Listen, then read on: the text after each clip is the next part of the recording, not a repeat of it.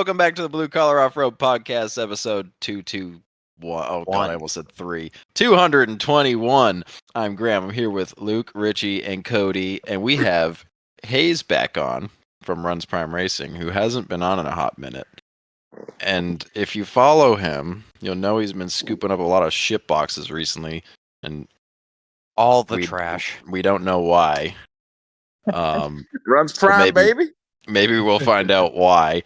And we've been like a million other things we just started talking about before the podcast started that we have like paused halfway through the first sentence on trying to sort out here. Where do we want to start? What do you think is like? Hey, Hayes. What do you think? How you been, dude? That's probably a good place to start. Shit, it's been months since we talked about really anything. And last time I was on the pod, we had Bronco stuff going and jet boat stuff going, and all of that is no longer kind of like we still have the Bronco, but we're trying to sell it. But the jet boat is long gone. That was kind of a fun come up deal, and it's been a year of Facebook Marketplace flipping and buying junk and selling it for way too much money. The Bronco, I saw the price you had on the Bronco, and like me as a shitbox person, like I found the price revolting, but Bronco people will pay that. Like, dude, that's what I'm saying. Yeah, so stupid.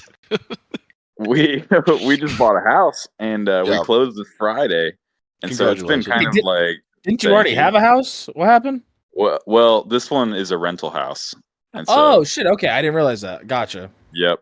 Finally, Holy fuck.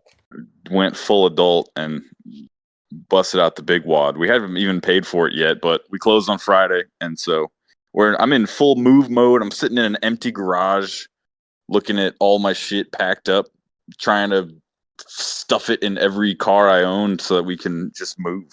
Yeah. It's been crazy. So yeah, I mean, recently because of that, in the last 60 days or so, I've been in like full sellout, try to fix shit as much as it can and make it roll, put it on trailers, like moving, playing the shell game, trying to figure out how to get all this junk to the new place. Yeah. New place is sweet though. This is a 2-car garage here, and that one is like 4 or 5. It's like a big drive under. Oh, nice. That's sick. Space a 7-foot door, so I won't like be adding lifts or anything in it, but lots of room for Cherokees. Yeah. And most Cherokees, you don't need a lift to work on, so like, you'll be fine. Yeah.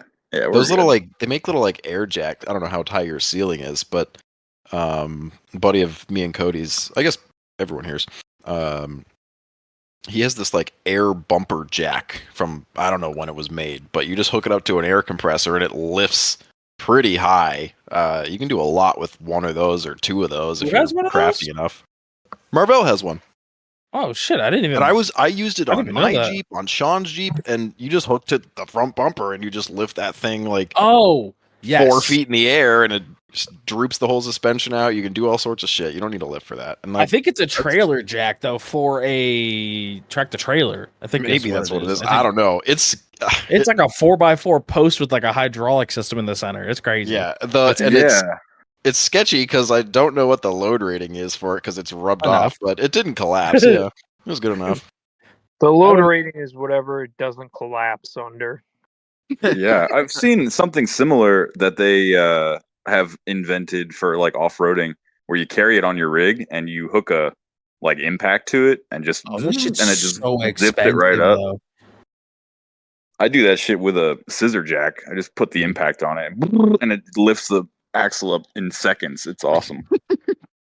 I'm sure it's not rated for that, but it runs prime. Yeah. I just carry a floor jack around like a heathen. Like a peasant. Those things are heavy though. It's too heavy. You're strong. You gotta be like, you know, they come in really handy when you have to go change an axle shaft and bumfuck nowhere on the side of a trail. You can just winch your old body over. That's what I do. That's what we did works too. At AOP when I blew my stub shaft and all that shit out. We just yoinked it like maybe it was somebody else's. I don't know. You could use your own winch with a strap. Luke, you're not fooling anybody. I know how often that Cummins brake down on that floor jack for your tow rig. Knock on wood, dude. I put 20,000 miles on that truck, and I had to do the head gasket. Everything else I did to it was just because I had to pull the injectors, and I'm not putting stock ones back in when they're $70 a piece to replace. That's You know, rad. fuck it. I'm already gonna be in there, and then, well, if you're putting injectors on it, you might as well throw a fucking boost fooler on it, and just keep on going. Spend it. Yep, just another couple dollars here and dollars here, and next thing you know, you're broke. Even worse. I think all said and done with the new turbo I'm getting through Joey, I should be at less than $4,000, which It's not really bad. isn't that bad when you consider it's a diesel. So Yeah.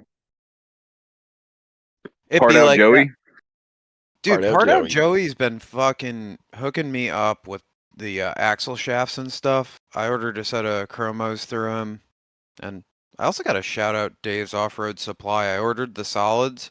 They didn't end up shipping, so he upgraded me to RCVs for free. Dang.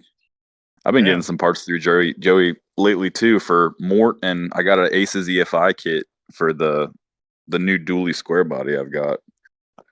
You put that on yet? Not yet. It currently runs with the carb that's on it, just not well. And so I'm gonna get it to the new house before I go possibly fucking shit up that I can't repair and having another dead vehicle in the driveway. So it'll go on in like the next 2 weeks or so when I have some time to tinker on it. Speaking of this dually, now you mentioned that you have a new tow rig. I'm assuming that it's going to be this dually, but what are the thoughts on it barely making it back from your last when purchasing it? That's just fun. Oh, yeah. So this thing, and of course, this is how it happens, right? So I'm lurking Facebook Marketplace as I always do. A buddy of mine just bought a square body dually on some like 24-inch Alcoas, and I took one look at that sucker and I was like, all right, I need a square body dually today. So I'm scrounging Marketplace and I find one up in Virginia, and it's ditched for the like 1, 2, 3, 4, 5 price, and One of those. it's got like one picture of it, and it's obviously this old guy who has no idea what he's doing. And so I message him. I'm like, cash price, and bro is like $2,400. I'm like, Jesus. I'm like, hey, wait, what? Like that's pretty cheap. And so I'm like, all right, let me give me an address. I'll come pick this thing up today. And he's like, oh, I live on top of a mountain and it hasn't thawed yet from the snow we got 3 weeks ago. And I haven't been to my house in 4 weeks. And I've got this trove of trees down. And so I went back and forth with this old guy on Marketplace for like a month and a half. And so finally I get a hold of this guy's address. He's like, all right, come now. But at this point, we'd already viewed a house and like got approved, and we started doing all this stuff. So I wouldn't have spent the extra money and bought the junky project like while we're all trying to move and prove our bank statements and whatnot. So now I'm having to explain like why I'm spending thousands of dollars on Cherokees to mortgage lenders who are hoping they can trust me with their money and make payments on time. And I'm like, They're like, oh, cool, you bought a new car? And you're like, yeah. They're like, what year? Yeah. Is 91? And like, there's not your fault, but I like rocks. Yeah. So I mean, it's not ideal at this moment in time, but I go up there and this thing's been sitting for 20 years. It used to haul a drag car back when this guy raced in like the late 90s. And it's got this cool arrow wing on it. And of course, the tires are 30 years old and everything's 30 years old. But fucker fired right up. And I was like, all right, $2,000. Let's get out of here. So we make it like not even a mile down the road, blow the tire off. Stuck in a Dollar General parking lot. I thought I was prepared. Impact is dead. Didn't bring the big enough sockets for the lugs. Oh my I'm God. like waving at dudes with dually trucks driving down the road. like, "Hey, do you have a toolbox? I'm an idiot." So I had to get daddied by some random guy up in Virginia. And this is not even 5 minutes into the trip. Like, we knew when it started with a bang like this. Like, luckily there was a spare in the bed that looked decent. So we slapped that sucker on. We get another, like, it lasted maybe 10 or 15 minutes down the road. Blew the spare off. On the highway, on a 2-lane highway, in a construction zone with Jersey barriers 4 inches from the white line on either side, blows a front tire. And it's the scariest time ever. Like, got a tractor trailer next to me and the truck just turns one way. And so drove it on the rim for like a mile down the highway to get away from, like, there was no exit. So you're just driving along at the mercy of God. And so yoinked it off the road, looked at the damage. There's just like a quarter of tire left. I like scrambled because it was, I think, like 7:30 and everything closed at 8. So I was like driving around Tractor Supplies and Lowe's and stuff looking for an 8-lug trailer tire to just like continue trying to limp it home. Yeah. Not a readily available item. Nobody rocks 8-lug trailers enough for Tractor Supply to stock that kind of shit. So ditched it at a tire shop overnight. Called him in the morning and I was like, "Hey, that's my dually out there sitting on the rims. Do you have any cheap E-rated tires so I can get this thing back to North Carolina?" Because of course it's too heavy to trailer, and wide and long, and everything about it is just way too big. Freaking 4-door long bed dually square body. Yeah. She's So a big old girl. The tire shop. She thick bitch. Drove back up there the next day. Brand new tires. Fires it up. It's going great. I mean, we're cruising down the highway, and it gets dark. Cruising along. The thing's got no gauges at all. No gauge lights. The gauges work, but there's no lights. So all I got's headlights. So I'm like wearing a headlamp while driving down the road. Oh my! Why not just God. put the headlamp on the column? Brother, it was rowdy in there. You can't think straight. You can't see straight. It's loud. There's fumes.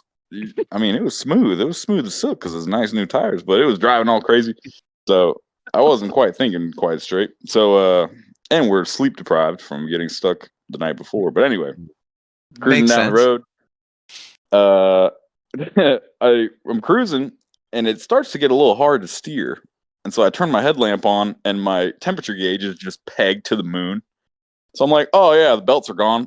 Pull it off the road, and I had brought a handful of spare belts, thinking I was the man, just with some stuff I had here in the garage.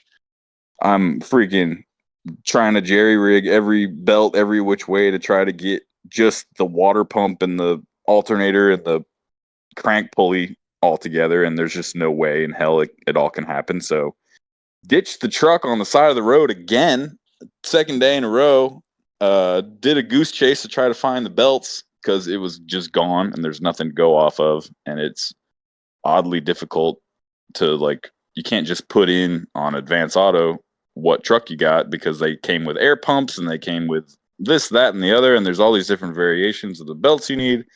Yep. And so I posted on a square body forum and I'm like, "Hey, this is what I got. What part number do I need to show up with? The truck's on the side of the road, 3 hours from home."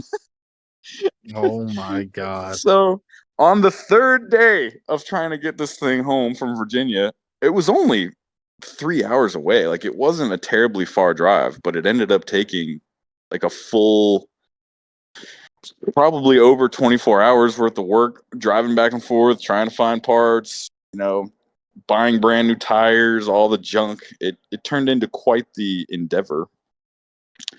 But I mean, all in all, thing made it home, and with the belts on it, it was smooth. It ran decent. The carb needs some work, which is why I did the Aces kit.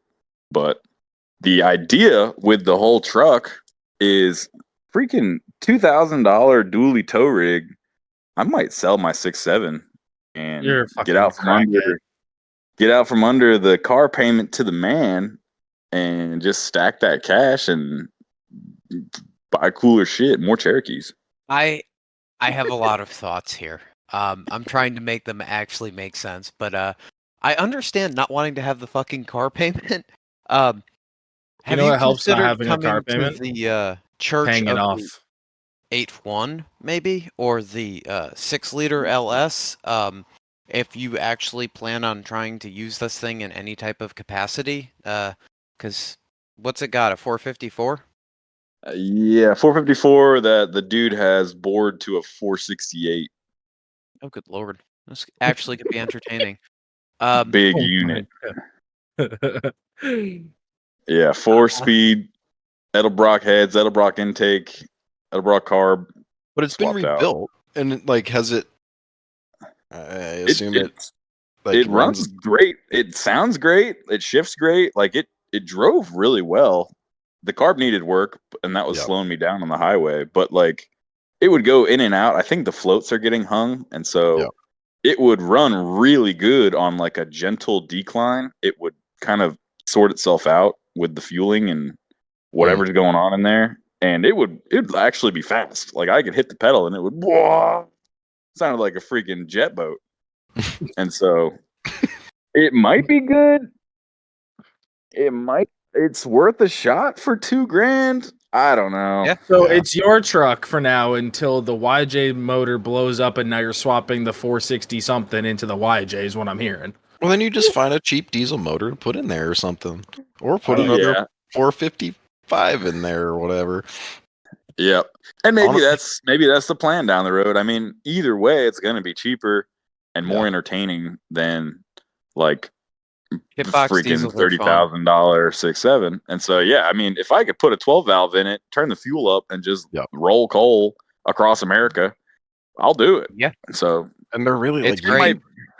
it may be fun. We'll see. It's got a cool like velour interior in it. The guy had swapped the bench seat out for like some, I don't even know what they're out of, but they're like recliners.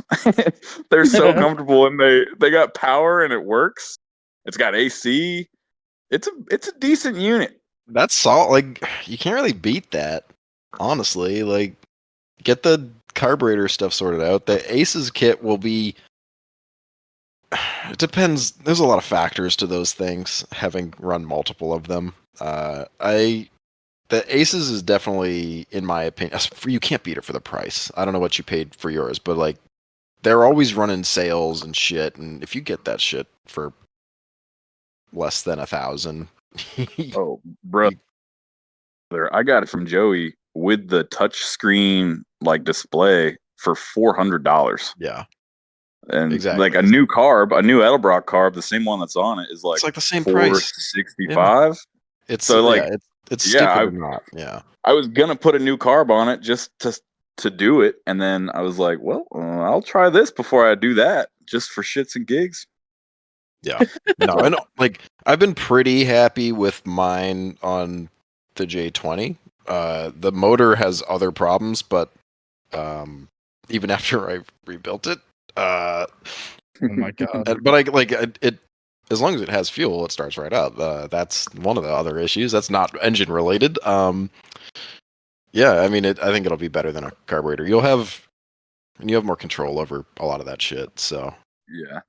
And it sounds like it's pretty straightforward as long as you follow the directions, like wire it straight to the battery, and it's got to have a certain amount of fuel pressure. And yeah, what are you running? What kind of distributor does it have? an HEI. Oh, cool. So yeah, you literally like splice one wire to the distributor, and it'll run. And it's like that. You can't beat it. I mean, it's not the Hall effect distributors are better. And I think you can get them from Aces for that motor, probably. I couldn't for the 360, so I didn't get theirs. And to do it, I'd have to do like an MSD and a bunch of other bullshit. I have one. Yeah. I was like, I'm going to do that. And then I looked into it more, and I was like, I can't just do that. I need a whole nother box, which is like the same price as the distributor, which is already absurdly expensive. Right. So the Yeah, HEI, I just left it. It's been fine.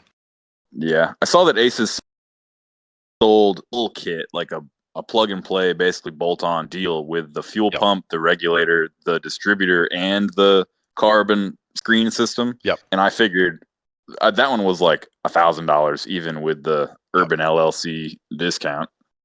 And so I was like, I can probably make a Corvette fuel pump and regulator work and just piece together some of this other stuff without blowing my wad on the whole kit.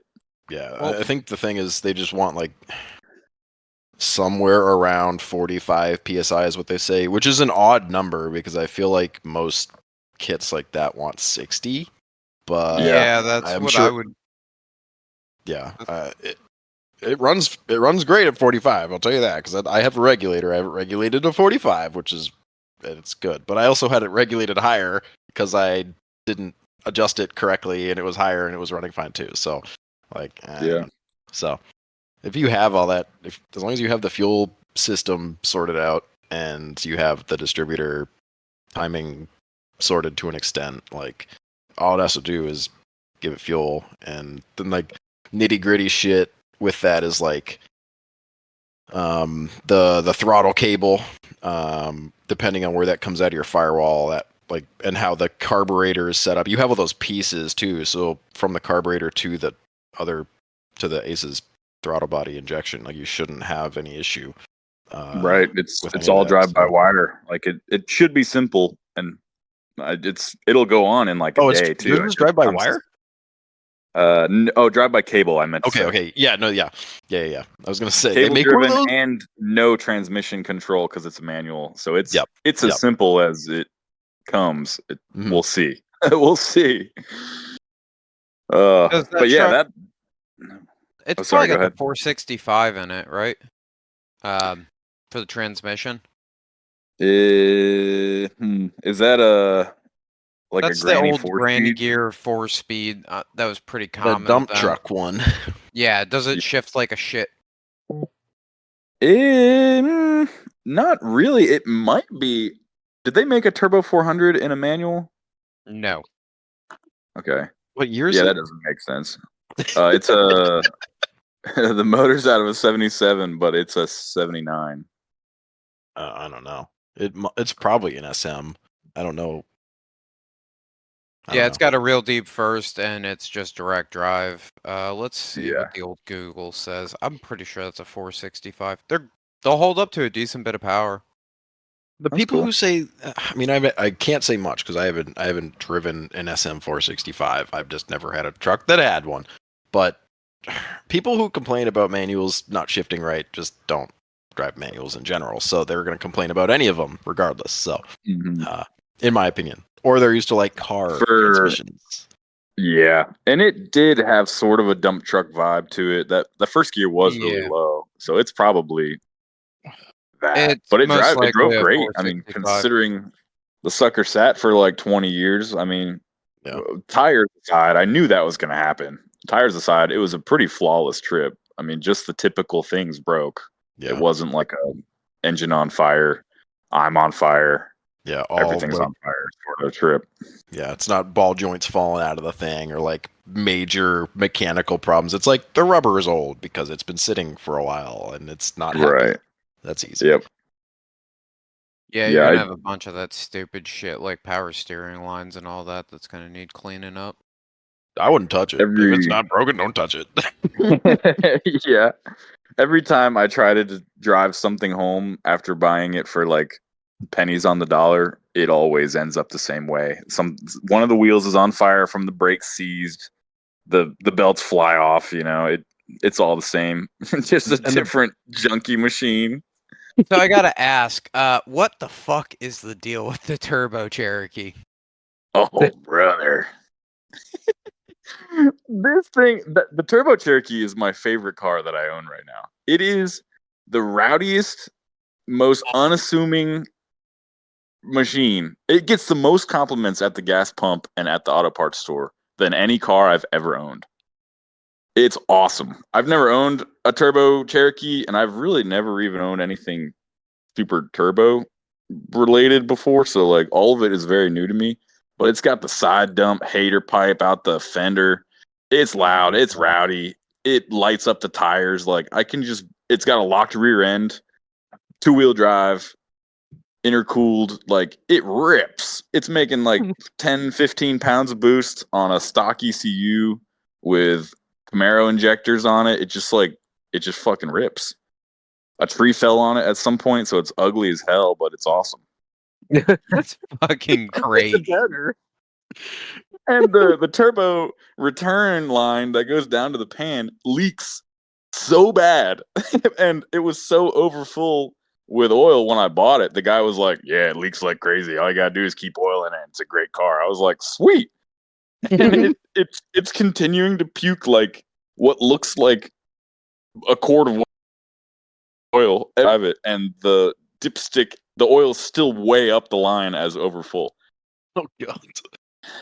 So I mean, she's pretty much dialed, is what you can take from this whole thing. It needs a tune really bad. I think it's overfueled, so it like chokes for a while and then it just lights up.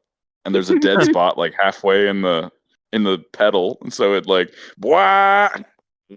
Jeez, yeah, it's got, that computer has no fucking clue. I've got the TPS unplugged too, so it has no clue what's going on based on the God. map and the O2 sensors. Does it at least have an AFR gauge, or are you just raw dogging life? Oh, we're raw dogging it, baby. That's what we do. It's got a boost gauge. Why unplug the TPS? Is there a reason, or is it just bad? Well, so when I got it, I drove it like one day, and I got back, and it wouldn't shift out of first. And so I was like, classic TPS. So unplugged it, shifted fine. And so I went to the parts store. I bought like the Advanced Auto Parts brand TPS, slapped it on, Junk. and it ran. Yeah, exactly, junk. It ran good for like 2 weeks or so, and then it started to run like shit. It was like stalling in parking lots, and it just like it wouldn't restart easy. It just had like weird issues. So I unplugged it again. Runs mint, like back to 100%. Back to closed loop or no? I don't know how the computer handles that, but yeah. It's like base tune. It's just like keep myself alive, please. Yeah. And that's just what it's running off of. And so I'll put another TPS on it. I just don't have one laying around to slap on. I don't feel like driving to the parts store, and I never remember because I'm working on other stuff. But yeah, it needs like an OEM TPS, and then it'll be minty, and a tune if I could find someone who has a clue about HP tuners and Jeep Cherokees around me, which is unlikely. Logan would be the guy to talk to about that. He knows a guy that does tuning. Yeah, I did talk to Logan. In fact, I bought an ECU from him, but it was for a 96. It just wasn't for the right year. And so I plugged it in and nothing happened at all. And the gauges on the Jeep were like not pleased with the foreign ECU entering the chat. I have that I bought that Split box second. off from Luke. What is it? Yeah, the split second box. I don't know. I'd have to go and look at it. It's on my shelf at the shop. I don't know if that did he have that on his Cherokee when it was turboed? He Or what was the did deal with his that? red one, but his Okay. was the older body style. I think 96 was like a one-off year too for the ECUs. They're not transferable with any other year, so you can go like any ECU up to 95. 96 is its own, and then 97 plus all has a different one. Yeah. Yep, So- the 97 plus ECUs are the OBD2 ones. Yeah, so it was unfortunate, and we didn't know, and like he was cool about it. I sent it back to him, and he sent me my money back, which was awesome. Thanks for that, Logan. But it was supposed to be like a cool plug and play, pre-tuned ECU to just like slap in it and do burnouts until the motor blows. When the motor So- blows, is it getting an LS? When the motor blows, I'm taking the turbo kit off that and putting it on something else, and I'm taking the Turbo Jeep body straight to the scrapyard. Excellent. Because I love it, but I love it as is. I feel like I wouldn't love it as much with an LS. And it, like, if I'm going to put that much work into something, I'll put an LS in Mort or like something else that actually gets used in a way that we like to use things. Mort's her Jeep, right? Yeah. And Mort's coming along. I mean, we, again, before we knew we were buying a house, we had these great plans for Mort. It was completely in the air. We had these pipe dreams of a long travel 3-link and 14-inch coilovers on the Dana 30 and frame stiffeners, and it's got new wheels and tires. It's got new steering. It was going to get hydro assist, but the new house, I was like,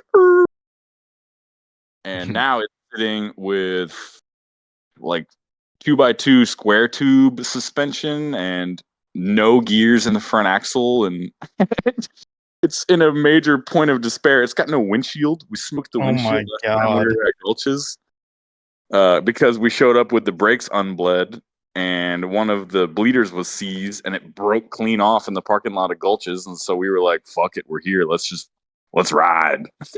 So we wheeled the whole night, did some crazy trails with just rear brakes. So That sounds terrible. yeah, karma, or like it's not even karma at that point. It's just the grace of God was like, you shouldn't be doing this. Bam, windshield delete. And Devin is like, I'm driving it, and she looks over at me, and I'm like, no brakes? Question mark. Yeah, don't ever kick out your windshield if it's just got a like small crack in it too. It's been a major pain in this. I got glass all over my garage. You kicked out the windshield? Yeah.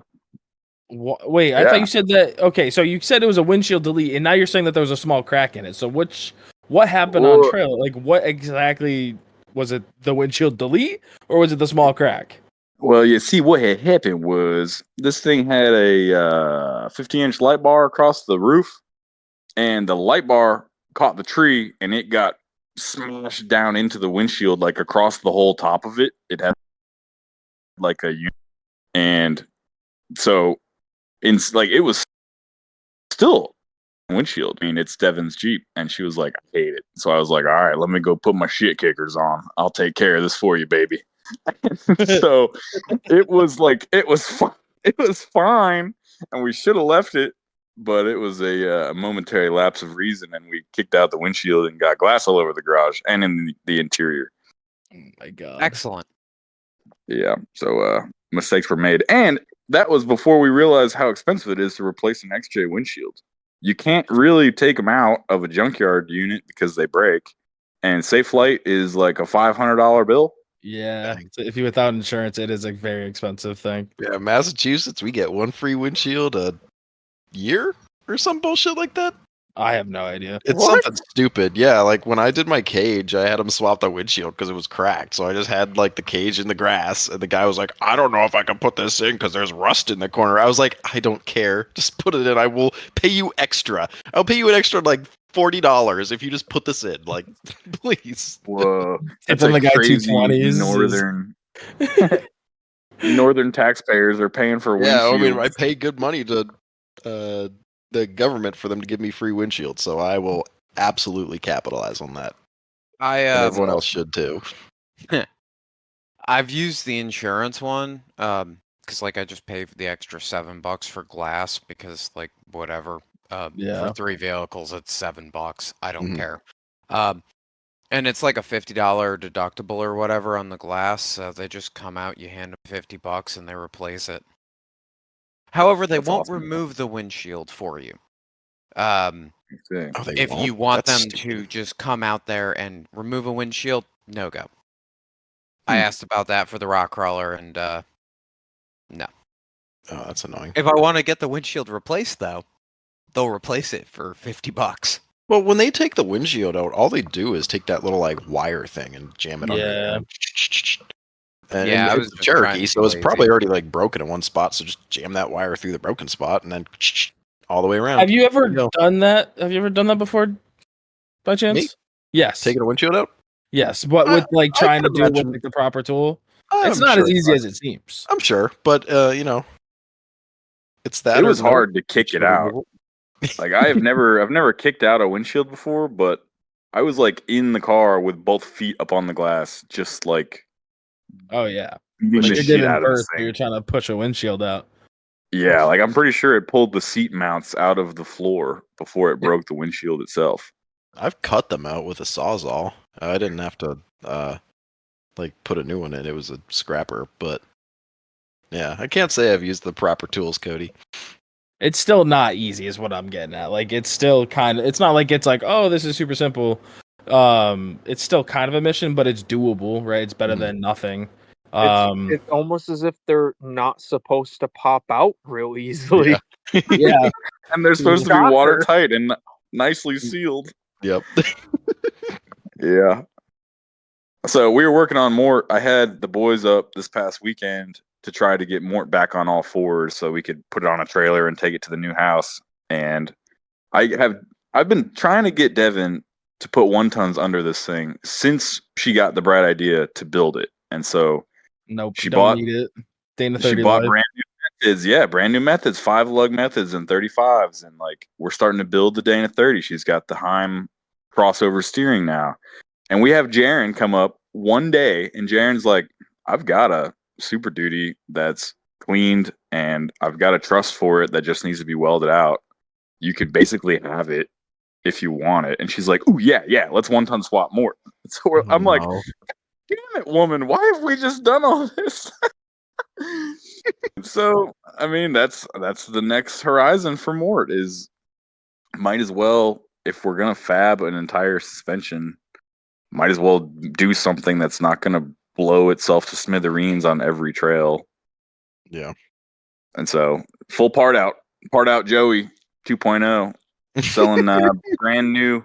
They got like 2 miles on them, Mickey's, brand new gold methods, 5 lugs. I got crossover steering.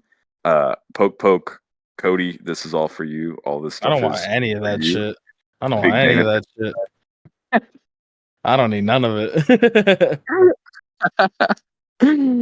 But yeah, we got new gears and stuff too. So I mean, I'll have a set of pretty built Dana 30s here for sale in like a month or two. Are the A set methods of bead Dana locks? 30s? Are they bead locks or the bead grip thing that they do? Bead grip, nothing Okay. crazy. What's the bead grip versus the bead lock? I don't know shit about that. They've got like little it's kind of like a you get a hose barb that's got all those little lips in there to hold the hose on. It's kind of like that for the inside of like the bead of a tire. They have like some like grooves in there that help grab it and hold it down so it doesn't That's come cool. out. So you can lower the pressure, in theory. Yeah, I was thinking about them like, what's that brand bead lock where they come in and they squeeze the tire against the outside edge of the rim? Mhm. I wasn't sure if it was something like that. No. I haven't been Similar. following methods It's that like much. technically DOT. It is DOT approved because it's not a bead lock.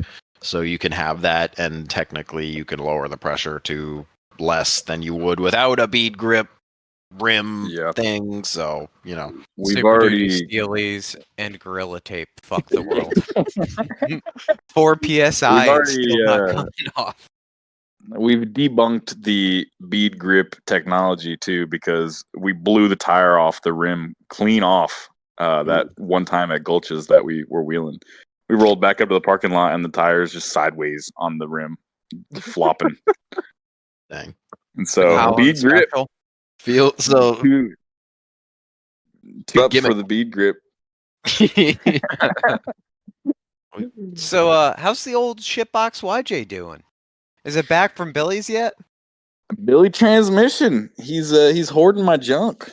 It's good. I fired it up. It's been banished to the outside with a cover on it all winter while we had other junk going on in the garage. And so haven't touched it since it shit itself transmission wise at GMP last October. Turns out wheeling's pretty hard when you don't have reverse at all. Really? Understandable. And it's also really hard to move the thing around, like the driveway, and get it on a trailer and off a trailer with no reverse. And so I haven't touched it. So dragged it, uncovered it, fired it up, ran great, charged the battery up, dragged it onto the trailer. And this Billy transmission fella, his last name's not actually transmission, but we just started calling him that and it stuck. And so now he's got like nicknames. He's got Billy T, he's got Billy Trans, Billy Transmission, Mr. Transmission. And I call him this stuff to his face. I don't really think he gets a kick out of it because he has no clue. But I'm like, yo, Billy T, what's going on, man? What's the status? He's like, Hello. Who is this? But he's freshening up the Turbo 400 for me. Nothing crazy, probably just like a stock parts rebuild so that I can continue to neutral drop my way to oblivion. And yeah, There's I this mean, nifty thing. It's called a clutch pedal. You should try it. yeah. No, I'm not interested. It's okay to be wrong. I miss wheeling a manual. I had a manual in my Toyota. So cool to just like put it in first and let the clutch out and clutch dump the stuff, and it was a way different driving experience. But automatic makes me feel like I'm cheating. I can hold a beer in my right hand and drive with my left, and just like drive by braille through the trail.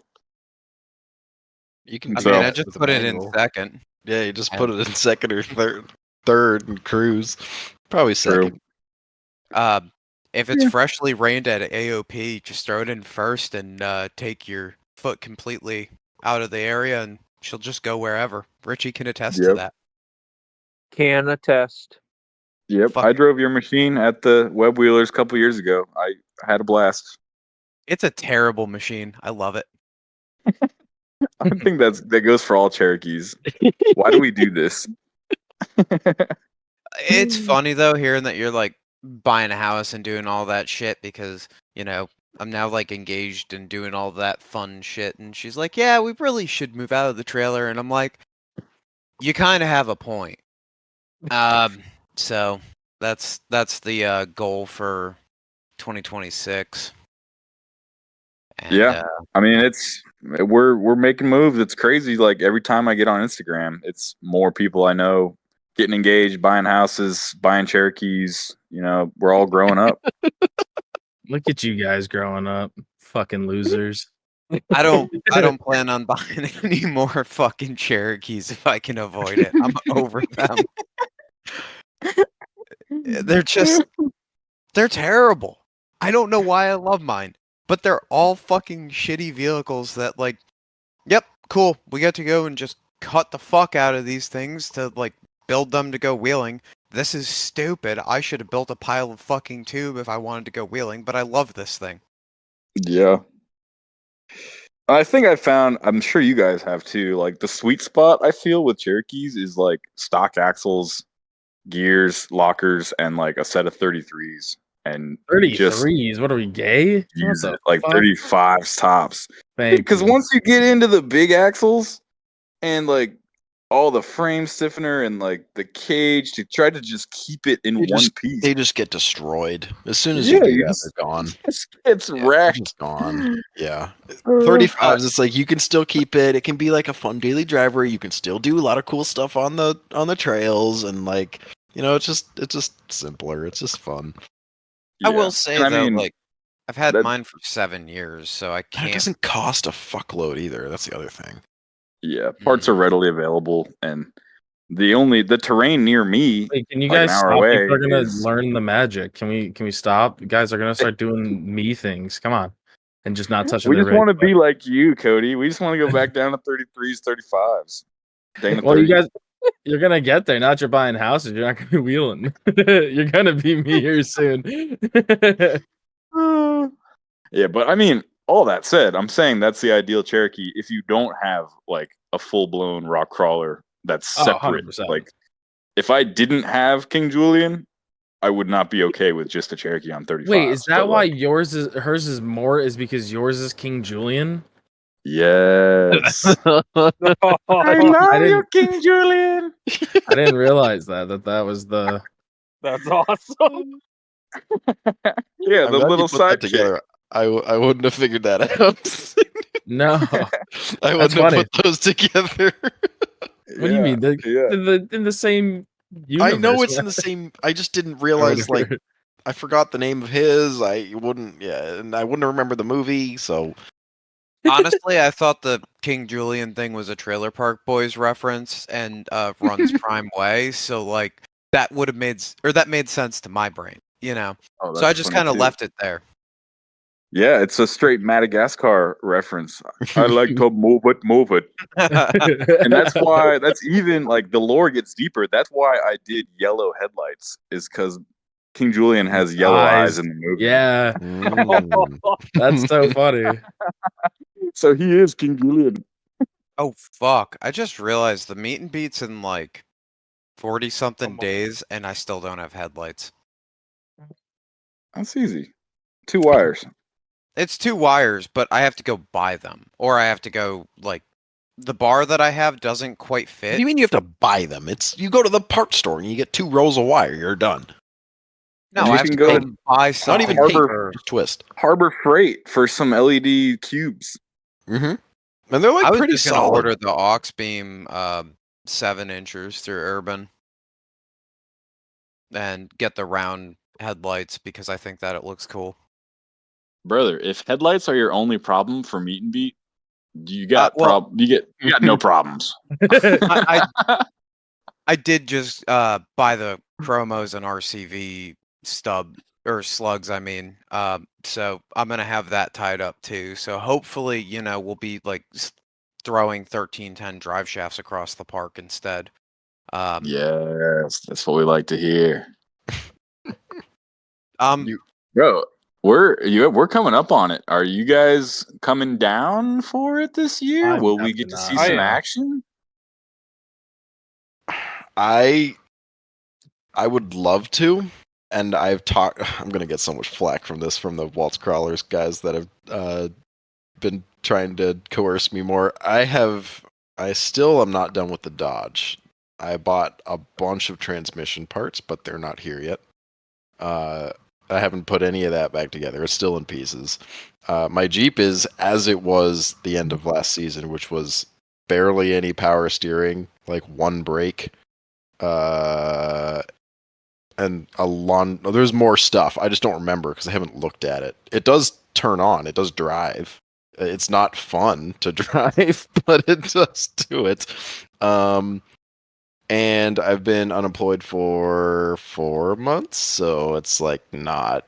I don't have like the money to do that, unfortunately. All of it's been going to try to get the fucking Dodge back together so I could have like I love the J20. Is it reliable? No, it is not reliable. So I need to get this truck done so I can have something.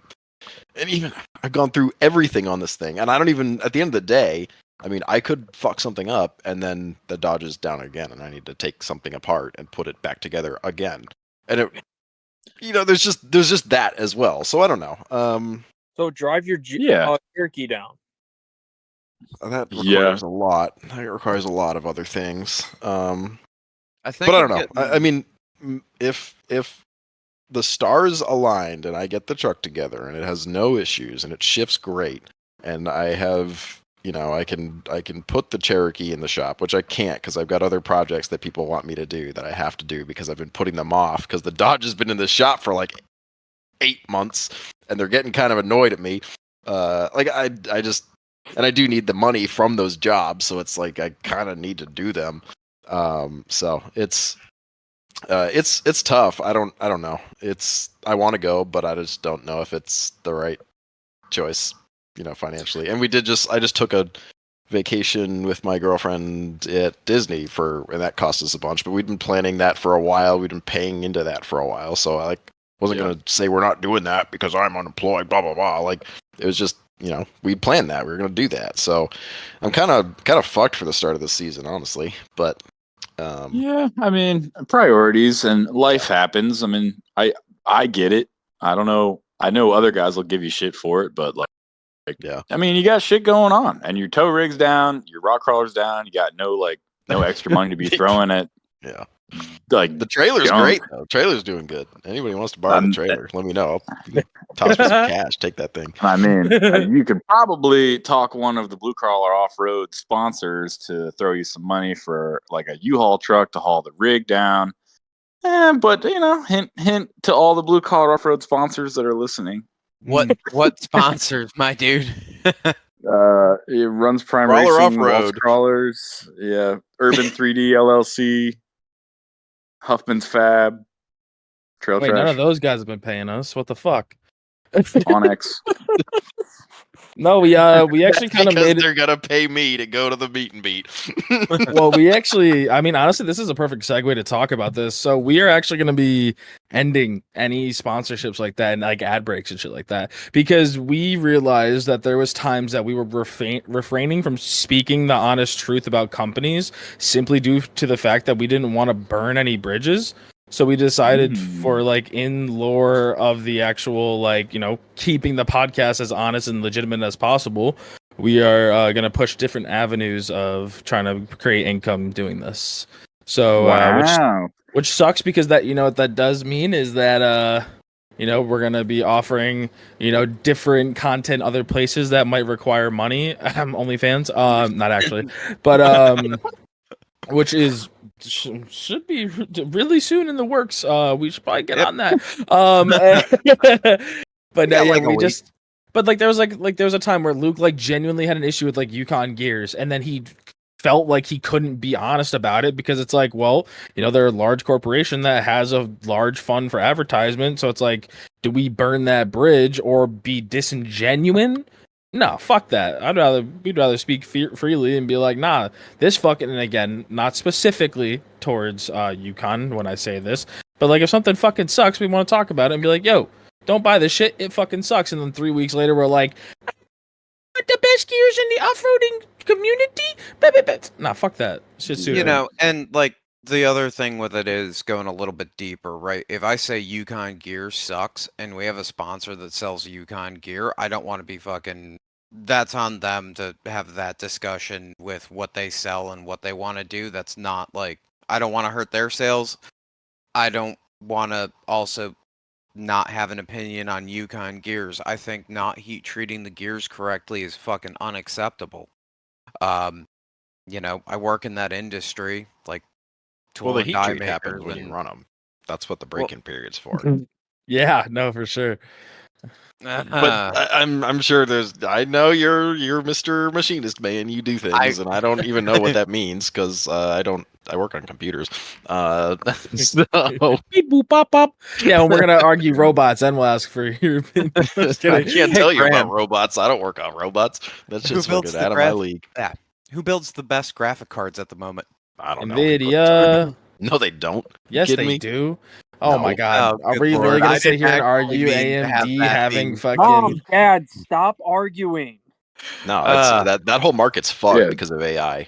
There are Yeah. all the money for graphics card is going to make AI not racist. That's the cold hard truth. Is Nvidia is making a lot of money off of racism. You heard it here first, or second, maybe. I don't know. And no, this say is that. why we can't have any sponsors because this whole podcast is just opinions. Crazy opinions. Wait, isn't that NVIDIA what is podcast? racist. No, Podcast is AI is hilarious. racist. Yeah, we're not the fucking news. We don't give facts. Come on, dude. What are you doing? Yeah. You know, like, You guys are gonna get canceled. well, YouTube try, already doesn't like us. motherfuckers. Yeah. YouTube has hated YouTube us from the really beginning. doesn't fucking like us. Everything that gets posted to YouTube at this point has a 24-hour delay, according to the YouTube channel, for them to verify. Yeah, And because they then got some not- poor kid in India listening to this shit, and he's like, I don't even know what they're saying, but it's bad. Yeah. What They does it swear mean, a lot. 30? I'm going to be the best pilot in India. Yeah. You ever heard that? You don't know that reference? You know what I'm talking about, No. Richie? Oh yeah, it's just some kid like they're all walking up in class and they're like, oh, what are you gonna do? And then it's just some kid who's like, I'm going to be the best pilot of India, and then everybody's just like freaking out. It's I don't know, it's an old reference, I guess. TikTok I've thing? seen it. I love that. No, that's like Facebook, really. Like that's old. Oh, good lord! Like back when like my uncle was passing me memes on the fucking email. God. A lot of them are racist. I think something's wrong with that guy. Anyways, you know, it happens. The crazy old uncle is crazy for a reason. Fair point. But he's got it right. He lives alone, drinks beer, and just hangs out in his garage. That dude's doing it right. Let's be honest. That's what I I'm envy saying. that motherfucker. Wait, I'm gonna be that uncle. You just need a garage. Yeah, I'm halfway there. I just drink beer in the backyard. Dude, I got to go and enjoy a nice Coors Tall Boy. Fuck, was that goddamn amazing. And it was like 65 degrees out, and I was like, all right, fuck it. I'm under 200 pounds. I'm gonna let myself drink again. This is okay. So, yeah, that was a great experience. If I told myself I couldn't drink till I was under 200, I'd be sober for the next 10 years. Be fucked. Like, man, this guy's fucking boring. I'd probably get kicked off the podcast. Hey, some of us need 10-year plans, Cody. That's all I can say. Is that your way to tell me to lose weight, you piece of shit? Hey, your words, not mine. Speaking of sorry, 10-year did you say 10 beer plans? Yes. This weekend, I'm in. Yeah, my 10 beer plan. Kick another windshield out. Yeah, shit. I don't know what my 10 beer plan is. I know that next couple of days I gotta start putting some axle shafts together so I can get ready for ski yee, and I gotta fire up the lathe and bore out those wheel Ski-yee? bearings. Is that the meet and beat? Is that what you? Yep. Okay. That's slang for the meet and beat, since we're having Sexy Red perform on Little Caesars. That is gonna be if I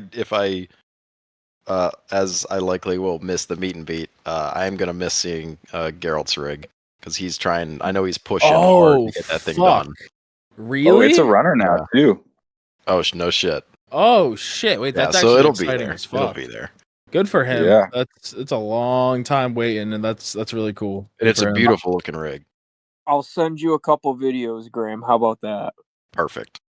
So then Hell yeah. I guess that it's confirmed that you're gonna be passenger princess.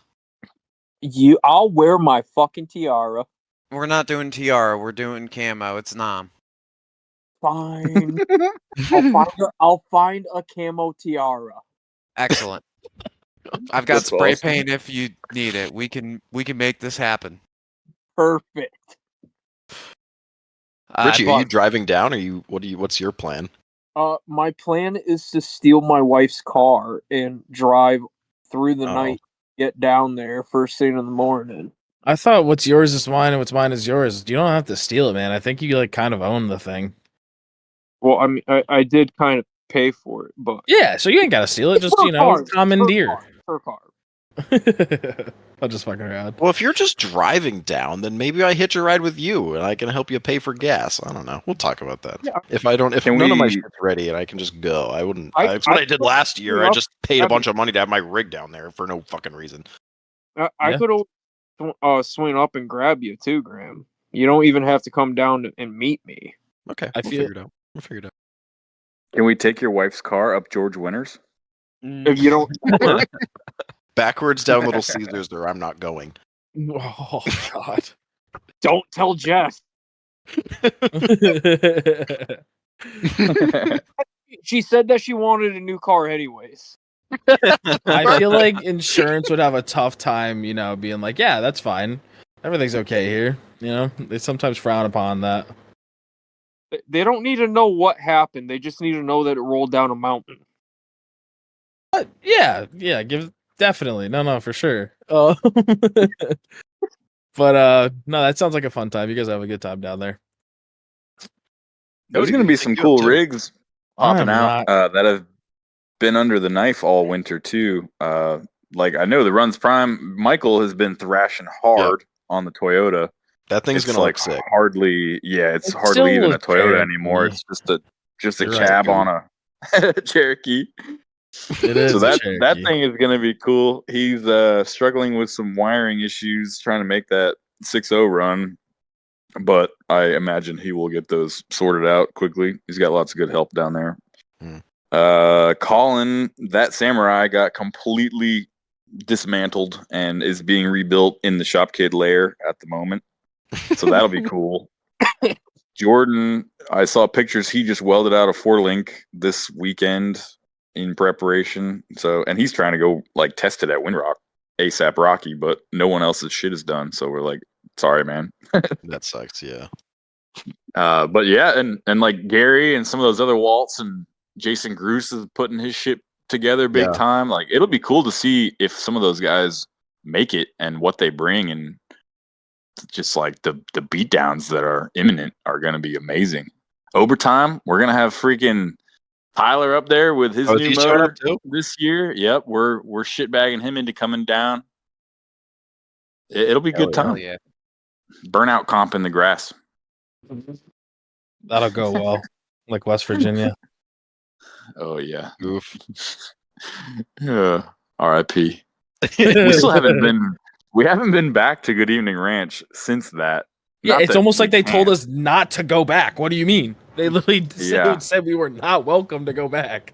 What are you talking about? None of us have even gone wheeling there. Like I know the event was kind of not welcomed back, but we haven't been back at all. I want to go. I think it's on the books for this year to go back out there and try to burn down Keyhole again. But I will get you a couple of Blue Collar Off-Road stickers. I could put the green hatch back on and they wouldn't even know it's me. Can we have the great reunion? Like the low key reunion? First off, we were all wearing mustaches last time. If we just don't shave our beards, they wouldn't know us anyways. Just don't fucking put the banner up and the signs, and I think we'd be fine. But yeah.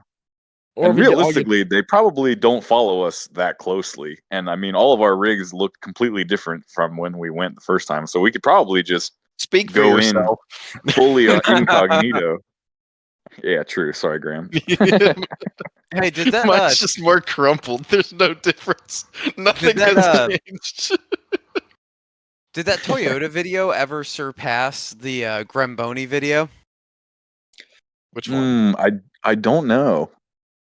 The Toyota Axles Are Strong video was like fucking neck and neck with it for a real long time. I think it did. I think that one is the most. Yeah, that one's the most viewed by a lot. The Charlie Toyota Axles Are Strong video. Speaking of Ram was second place on that. Speaking of random ass videos that like keep. That my Jeep is in, I guess. Like the one of me, what is that? The Roush Creek from last year. Yeah. I keep seeing that on those stupid like repost channels. Why? It's not even cool. Why do people You're just sitting there banging rev limiter? The Cherokee It's not even on limiter because the motor's too sad to hit limiter. In the beginning it's banging limiter. It seems like I'm like being very careful with the throttle. It's just mashed. It just can't do it. Yeah, but they don't need to know that. They still think you're cool, Graham. Come on. Don't tell them. It's not even cool. I don't go up anything. I just sit there. Stop watching it. Stop liking those videos. It is funny, like the videos that go versus the ones that don't. Like, I feel like I will try so hard to make like a banger video and have like the best clips and the best music and be like, yes, this is a masterpiece. Yeah, and then the thing gets like 100 likes. You're telling me, do you understand that our most liked and viewed video on Instagram is a repost of something rolling down Hell's Gate or whatever, and then I go through, I see the whole skibidi boop fucking Satan bebop song, right? And I was like, this is funny, this is a funny idea, like fucking some Dana 30 guys trying to bring their shit back together. 1,500 likes. The other one, 127,000 likes, 1.5 mil views, and I'm like, what the fuck? Like, it just doesn't. I don't know. It doesn't make sense. Yeah, I think it's because it was too niche, right? Well, no, I wasn't trying too hard. I just thought it was funny, right? I think it was just too niche. Where like watching a rig roll backwards was just like, ha ha ha ha, like okay. Where they're like, what's a Dana 30? Why are they summoning the devil? Jesus, pray for this people. These guys need the Jesus help them with their Dana 30s. Fuck that shit. Yeah. You got to be niche sometimes to stay on brand, but the niche doesn't always appeal to everybody. Yeah. No, and I will say that the just the wheeling videos have been doing surprisingly all right as far as view counts goes. The like ratios are weird, but I don't quite understand how Instagram works or really care. Yeah, I think a lot of our stuff I've seen has been like getting pushed to Facebook Reels because I post it on both platforms when I post the videos, and the Facebook stuff seems to really blow up. I think there's something going on Facebook that like lures people into watching Reels there. Well, they'll like put the first second of a clip and like something's about to happen, and you're like, "Ooh, well, let me just open this," and then it automatically scrolls, and you just end up in like a death loop. That's happened to me a bunch of times recently. And you accidentally end up on Facebook Live. And it's the same thing they do with Threads. The Threads posts that are on Facebook and Instagram. I had Threads and I deleted it because anytime I found myself on it, I was like just scrolling through. It was like worse than Instagram or Facebook, so I deleted that shit. But they'll still show me like the little box, and I'm like, you'll be looking at it, and it'll be like it'll either be the prompt or like the video or whatever, and it'll only show you a couple seconds of it, and it just tries to lure you in. It's so awful. Yep. See the full video on Threads. Click here. Yeah, literally. I'm like, no, I'm good. Suck my balls. I'll find it on Instagram if it's that good. I hate the big like text posts on Threads, and I don't notice that it's Threads as I'm scrolling through And you Facebook, click it, and I and go it's to like, click it and read more, and it tries to get me to download Threads. I'm like, motherfucker. But you notice that every single one of them, like where it dots, where it like cuts off, is such a cliffhanger. Like you want to know, so you want to do it. That's like, what they're doing. So stupid. That's how they get you. Yeah, and no, I'm not falling for that shit. Bastards. Social media algorithms. Every goddamn time. I'm glad I'm not alone. Yeah, I fall every time too. And the fake ads on Facebook Marketplace, have you seen those? They like blend them in. Oh, so you're like scrolling on Facebook Marketplace, and it's all the like square images with the text underneath. The ad companies have like created what looks like a fake ad on Marketplace, like for something, and it's like something interesting, like off-road shocks, and it looks like an ad with like a price at the bottom, and you click on it, and it takes you to their website, and you're like, God damn it! Got it again. Oh, dude, that's been happening to me on, I don't know if it's Instagram. Oh, yeah. No, it's on Instagram fucking stories where it'll be like, dude, Temu is fucking scary with it. I was scrolling through, and I went to scroll out because once I saw an ad, I'm like, fuck these guys and fuck them getting 30 cents off my view or whatever. It's 2 cents, half a cent, whatever the fuck it is, right? And then I scroll, it counts it as a click, goes to my fucking app store and starts downloading it. I did not even consent to press the fucking button. I was like, this is dangerous, bro. Like, I've seen that shit. Like, I don't know. And I'm seeing ads in Snapchat now too. Like if you open Snapchat, there's an ad at the top is unread, and it's something different every time. Like what the hell? Leave us alone. That's from Temu. Was that for Temu? Yeah, that's crazy. Fuck these guys. I think it's hilarious seeing like the super specific Temu ads. It'll be like, "Do you want to buy a new VP44 from Temu?" I was like, "No, I don't. And I'm not going to click that. Please stop." That's so funny. They keep trying to get me to buy the mini excavators off Temu. You should. Yes, that ad pops up every single day. Graham, I'm glad to know I'm not the only one getting the VP44 yeah, like ads. oddly specific like Dodge parts that are expensive, and they're like, "Do you want this for like $10?" It's like, no, that's not how this works. I really don't. But what if it's good? It won't be. It's not even real. It's fake. It's not real. My problem with that, even if it exists, is I can go out and buy a fucking rework one for an HO for $1,250 that's already 50 over. At that point in time, why would I want to go fucking looking at any off-brand shit? It's cheap enough for a diesel. You know, but like the invasion of the fucking privacy part of it is the part that really gets under my fucking skin, because you're skimming my metadata to look at the fact that I have a fucking I don't know how they do it. It's creepy. I mean, there's no way they're not using the microphones. And it's just like, get the fuck out of my life. I don't fucking care about your company. I don't fucking care about you. And when I see invasive ads like that, you know what it makes me want to do? It makes me not want to fucking buy them, and I, out of principle, just fucking report all of them for sexual content.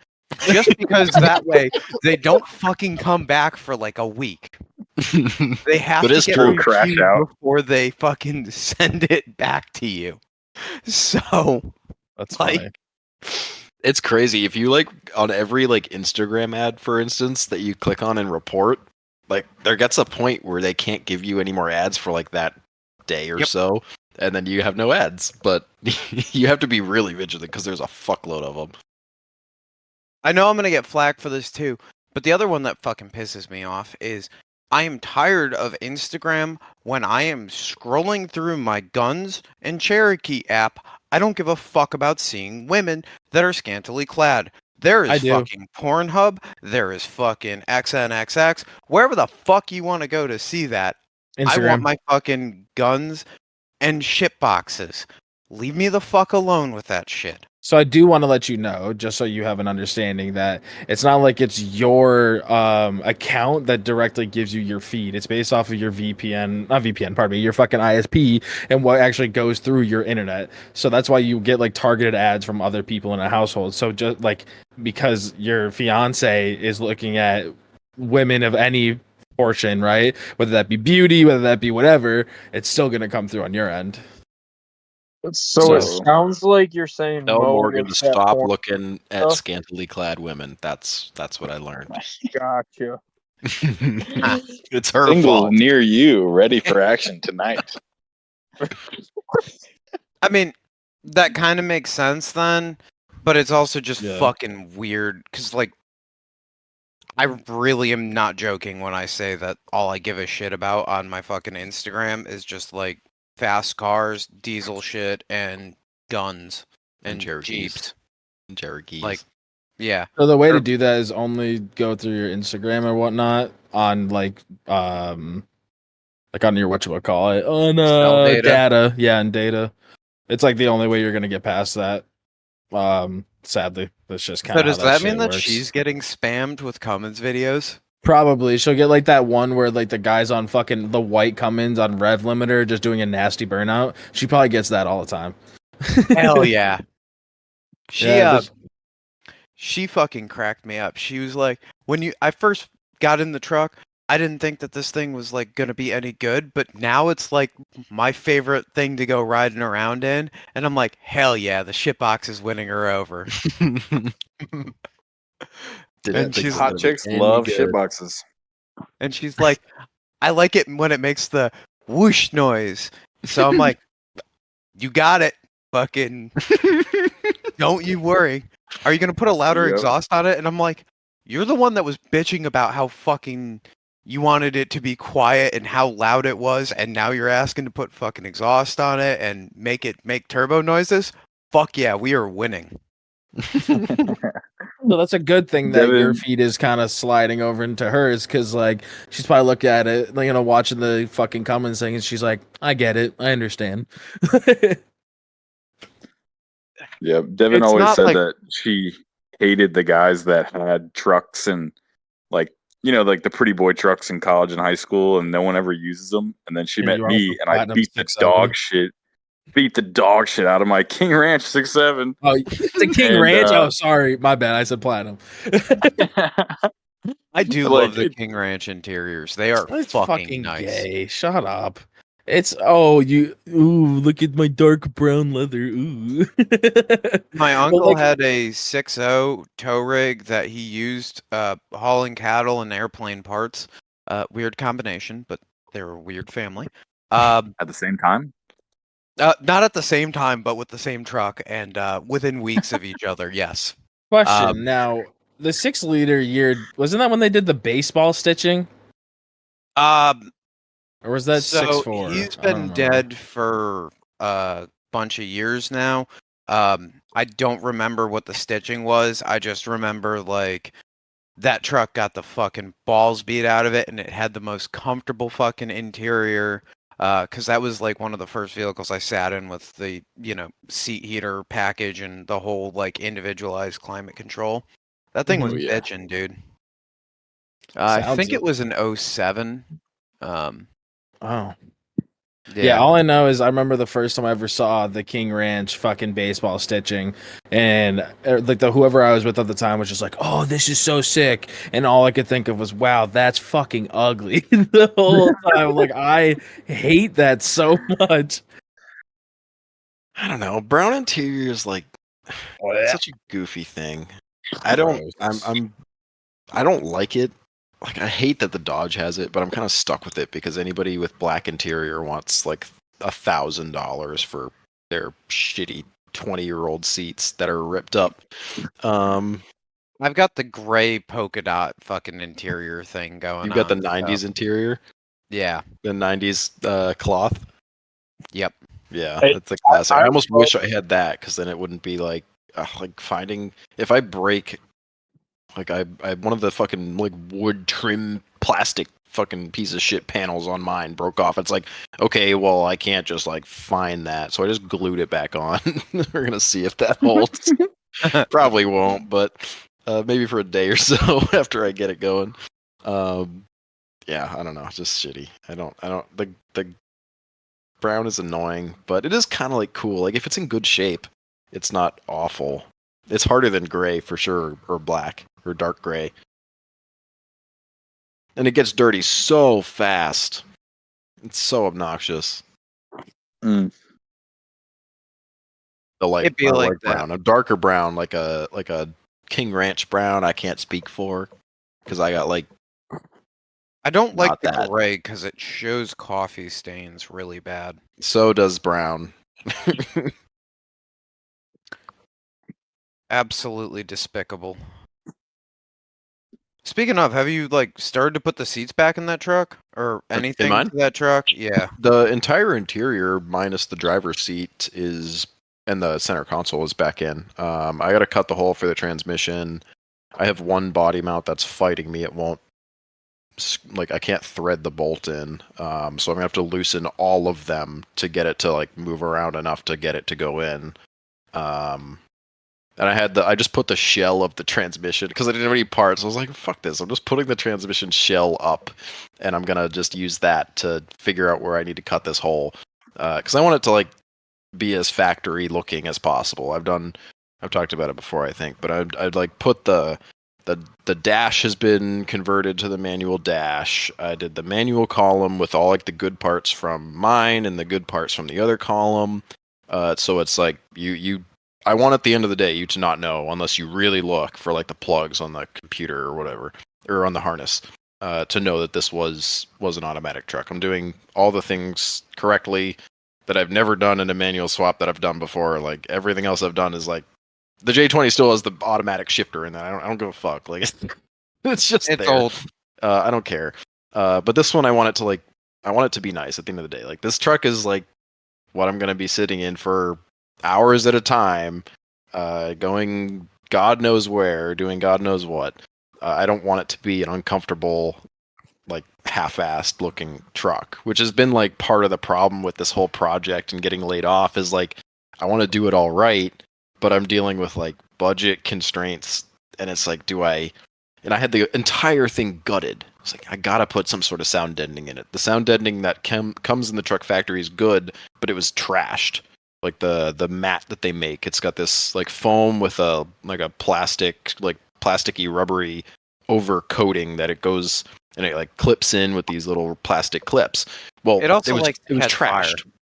Yeah. Well, either way, it was trashed. So it had to come out. And I was like, oh, I've got to spend some money on some deadening, or it's going to be loud.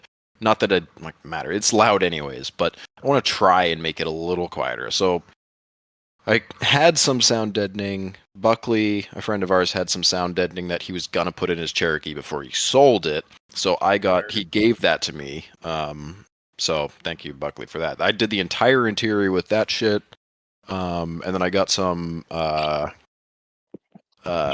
mass-loaded vinyl that I put behind on the firewall, on the whole firewall, where I could. That stuff sucks, by the way. I will never use that shit again. It was awful.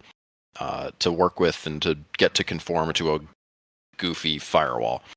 And I have some more like, it's like a heat and sound insulation. I don't know where I'm going to put it yet. I can't put it there wasn't enough space to put it behind the dash, so it can't go there. But I might be able to put it on the firewall on the outside and the places that aren't near the exhaust, because I had to pull the front piece off too because it was also trashed. And I might try to put it on the firewall or on the transmission tunnel as well to see if I can get like gear rolling noise down with the manual. So I don't know, just like that cost a little bit of money, and like putting the interior back together. And part of not having a ton of money is like I'm spending a lot of time with the parts I have to make them nice. So that's cool too. At the end of the day, I'm really hoping I'm going to be proud of what I put together. I mean, that's what you should be doing whenever you're working on anything, is especially for 8 months of your life, is you want to be happy with the result. So I'm making sure that I'm spending the money where I need to make it something that is going to be worth the time I've put into it. But that, it's a whole thing.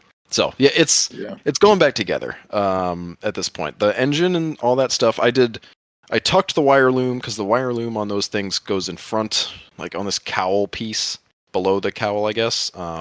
It looks ugly as hell. It doesn't need to be there. It's literally just connecting the two computers and like the dash plug. I put it in the like the rain gutter area where the wiper motor and all that shit is, because there's tons of space in there. So that hid that. It cleans it up. Like it looks so different with that knot right in the way. I'm trying to make the driver side like engine bay area not look like a complete rat's nest, which is hard because there's stuff going everywhere. Also, all new battery cables. Factory looking like a rat's nest. Yeah, literally, it's stupid. It's the stupidest fucking thing ever. So I'm like unfucking factory shit as well in the engine bay. That's part why that was blown apart. I knew I was doing some wiring changes and I was going to do new cables because I've had nothing but problems with the factory wiring, like big gauge wiring in that truck.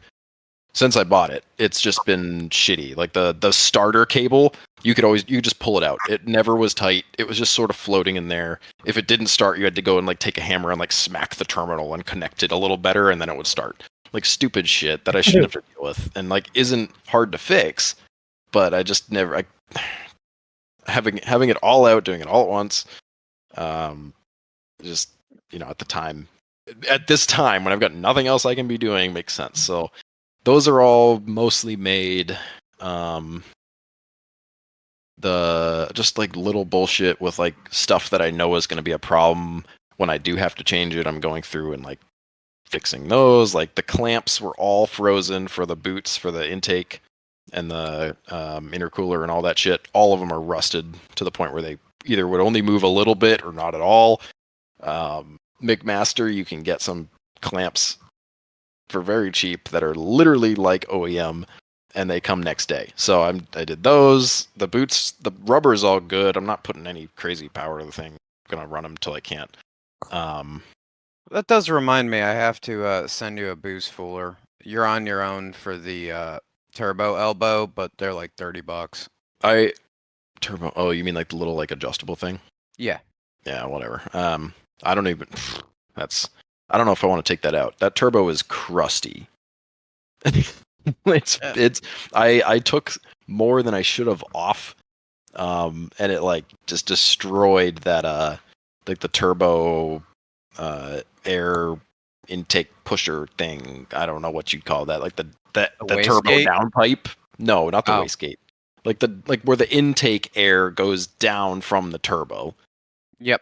I don't know what you call that. The output cold side, charge pipes. Maybe it's a charge pipe. It's like the charge pipe right off the turbo. It's not really a charge pipe. Cold side or hot side? Cold side. Then yeah, it's a charge pipe. All right. Well, yeah, it's literally that, but it was like aluminum and it was seized on to the clamp and all this other bullshit. And I took it off and I was trying to clean it up, and of course I touched it wrong and it cracked. So I was like, shouldn't have taken that off. But I got a new one for $60. Well, it's just yeah. The compressor was seized onto the block, so we had to cut that off or hammer that off, I should say, chisel it off. But like that was gonna be a problem. That compressor, the system already leaks. I don't know from where. But now it doesn't matter because it's all apart, so I can just put new seals in it. It's just that little shit is adding up. Did I have to touch it? No, but I had to touch a part of it, which means I was looking at all of it, and then I fucked up and went too far with some pieces.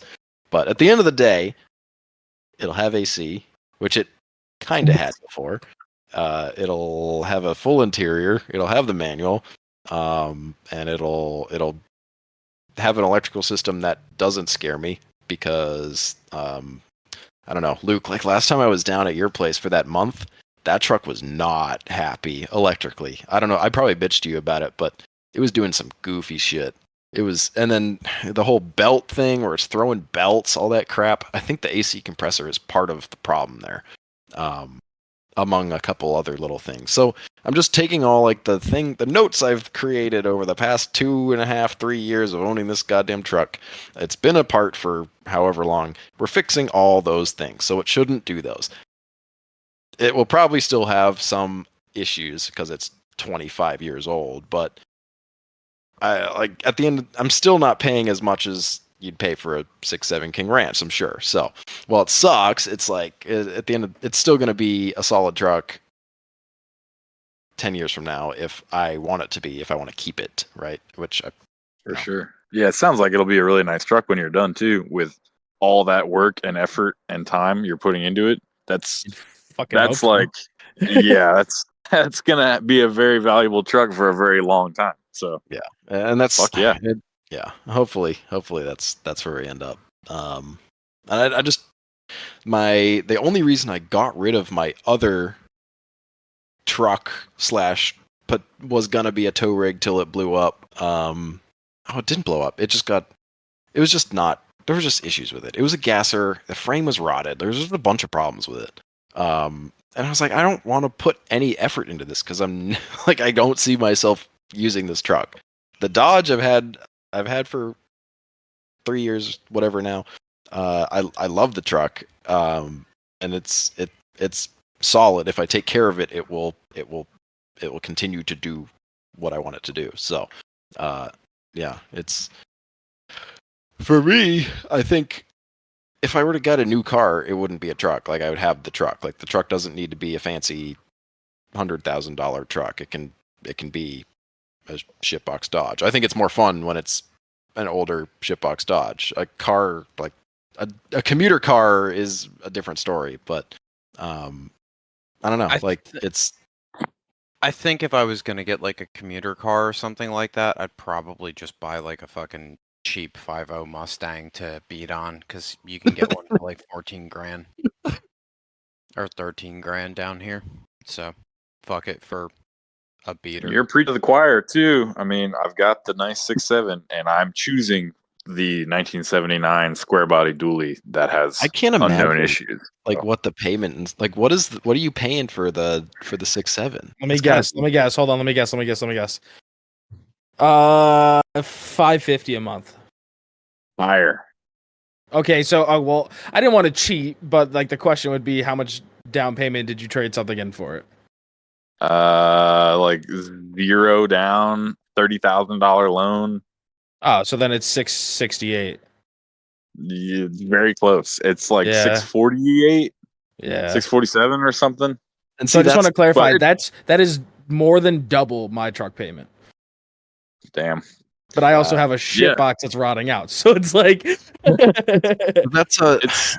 a nice truck, but it sucks to pay for. I mean, I love it, and it pulls really good, and I hate to get rid of it, but like that $650 a month to go to many other things. Yeah, that's a lot of money to just be putting into something that you don't really need to. I paid my truck off, sold the F-250, and bought a shitbox Dodge for that reason. And I love the shitbox. And at the end of the day, like you have more fun with the old stuff anyway. Like we're all car guys. Like you're gonna have more fun driving an older truck with like potential little problems, and like you're gonna work on it anyway. So like the warranty and all the other stuff, like I don't know. Like as long as it gets from point A to B without any like catastrophic issues, it's a fun time. Like that's trucking. Yep. But if it starts blowing shit up, like trying to go to Harlan and back. I mean, it's hilly. Hopefully, it doesn't tear up anything crazy. But like That's that's always when having an old truck is Those trucks not just had ideal. issues with heat. That was the biggest thing, was like overheating issues. So if you just do like a massive Griffin radiator and just make sure that that thing will stay cool, I think you'll have a fantastic time with it no matter what. Yep, a good transcooler. Well, no, you don't even need a transcooler for a a manual. manual, do you? Nope. Yeah. No. Unless you're desert racing. Or you're a Ford 6-speed. They have Yeah. a cooler. That's kind of cool. Yeah. A big old radiator. It's got a big radiator in it. The C30 does. It was like the biggest one you could buy back in the day, but probably could still use an upgrade. I'm gonna be honest though, there is still a lot of charm to like the old 2-wheel drive tow rigs, and they tow pretty fucking nice. Or at I least couldn't do a mine does. 2-wheel drive. I couldn't. You But live I in understand New why you England, can. though. Why you can, because it's a completely different climate. Yeah. But I don't know. There's just something fun about having the option for 4-wheel drive. You're like, Oh, I there is couldn't. something fun about it, but there's also something fun to be said for getting 25 miles to the gallon and just fucking brapping around in a mildly lowered truck. Like, it's kind of cool. I almost want to get a set of the 3rd gen alloys and put those on it when I go to reverse level it. But there's one of me, and I'm rapidly running out of funding. The Jeep got some fucking expensive upgrades, and the tow rig just ate $4,000. We just need to combine it with all of our money combined, Luke. We could have a sick truck, trailer, and Jeep combo. It's almost Well, like we have a business, and you could actually fucking do that, by the way, in case you didn't realize. Legally, you can do it. Financially, not advisable. Yeah, but I'm just looking forward to pretending like I'm in the 80s with like a mustache and the Yosemite Sam back off mud flaps and the cab lights going, pretending I'm fucking smoking a cigarette, hauling my ass to NHRA Nationals. And you gotta have the Betty Boop floor mats too, or something. Oh yeah, Or the fuzzy dueling dice, ladies the or big whatever. CB radio, the giant CB antenna. Oh yeah, Yeah, you'll be rocking with that. Polaroid of some lady in the dash. Some lady. Let's retake that. You got What a lady? Yeah. What's her name? You know which lady. I know, but we're clipping it, shipping it to her, and getting you in trouble. She'll probably listen to this podcast. She'll ask the same question. Did you say some lady? Oh hell. It's like that question that like women ask men. It's like the who would you rather kiss question. Have you heard that one? Oh yeah, and Yeah. if you don't say like me or it's always like loaded. Yeah. I mean, should I explain so it? many But different variations, but they're all fucked up. oh yeah, it's great though. Still love it. When you get asked that question, the appropriate answer, according to her, is apparently not your Glock. What? Your Glock? Yeah, who would you rather kiss? Then she Oh. says those. That was My deep. Glock. I understand now. She didn't find that one funny, but I haven't been asked that question again. That's a great point. Oh my god. Hey, there's a hotline for that, buddy. It's okay. No, I'm 411, perfectly right? fine. I'm just not gonna play that fucking game. I'm gonna lose. So if I'm gonna crash out, I might as well make it funny.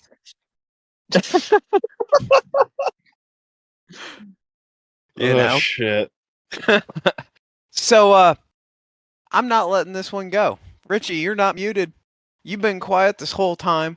What the fuck is going on with the goddamn Comanche? And is it true that you actually bought a computer? You might have come out of the Stone Age? I bought a laptop yesterday. The poor kid at Best Buy. I felt bad. The kid was fucking younger than me, and he spent an hour trying to explain computers to me. Well, welcome to being a baby boomer. You're now officially there.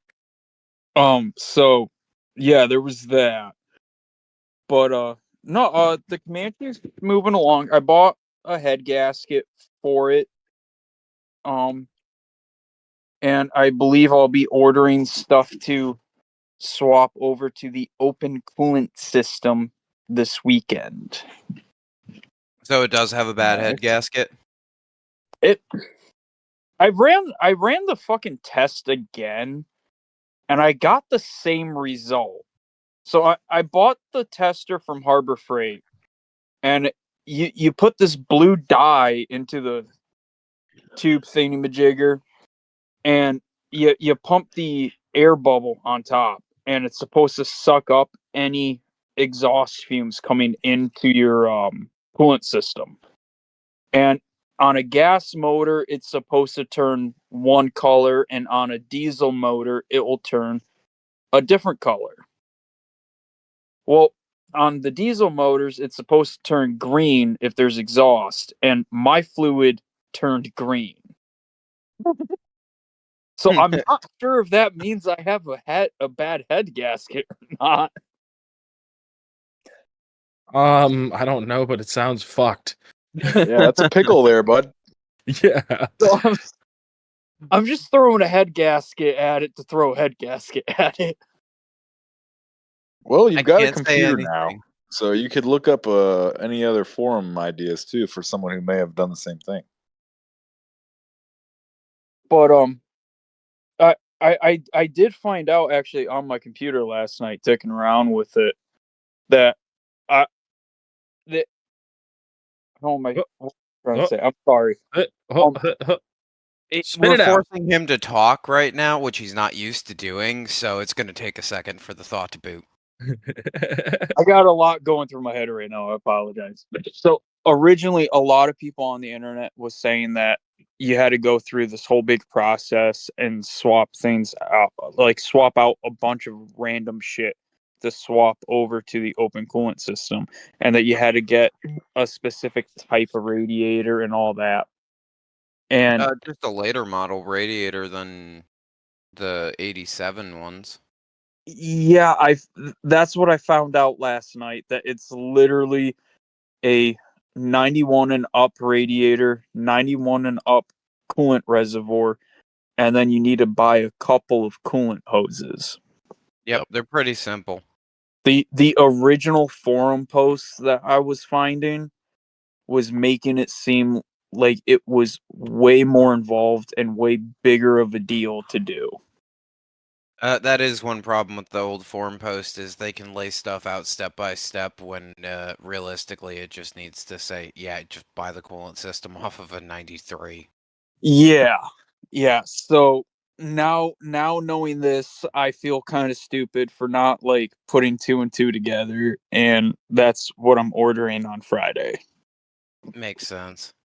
I'm ordering U-joints on Friday, so I should have everything to be ready for the meet and beat. You still building these stupid things? You've been building these axle shafts for weeks. Yeah, well, I've been ordering stuff 2 pieces at a time because I've been trying to go debt-free with the whole house thing coming, so I haven't been willing to throw it on the credit card. It's been just, as I can afford parts, I've been buying parts. And paying off all the money that I may have spent on the credit card on the Cummins rebuild. So, it be like that. I'm not going into buying a house with extra fucking debt, but, this isn't the financial advice podcast. No, actually, it's the opposite. Yeah, we encourage bad choices here. Runs Prime or something. If you want to like that. lose money, if you have money to lose, we're the podcast for you. Spend money on Cherokees. That's psychological, and he's trying to get you to buy parts off of his shit boxes before he moves. Yes. Hey, did you know that the typical going price for a Cherokee now is like $4,000 for a stock one too? Just That's keep that in disgusting. mind for the average listener. I'll be selling my Cherokees for like $3,500. So yeah, I'm a good seller. Reach out. Excellent reputation on Facebook Marketplace. I don't buy any of these things for for more than $1,000.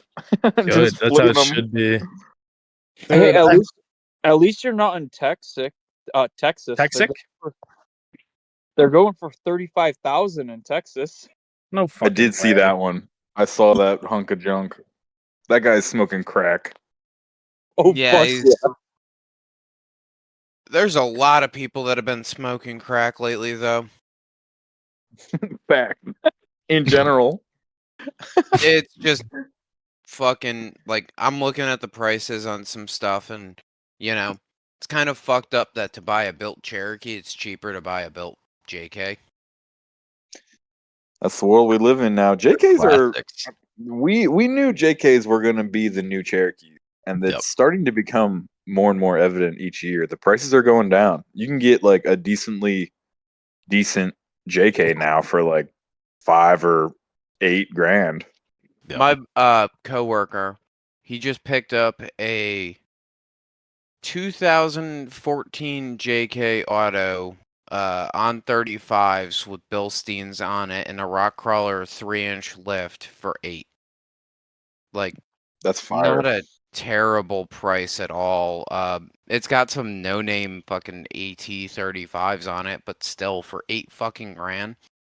Yeah. And like the Morgan's Focuses, it's getting to the point where the please open up your wallet every 6 months is starting to get fucking old because it's like got 60,000 miles on it, so it shouldn't be, eating computers left, right, and center, but here we are.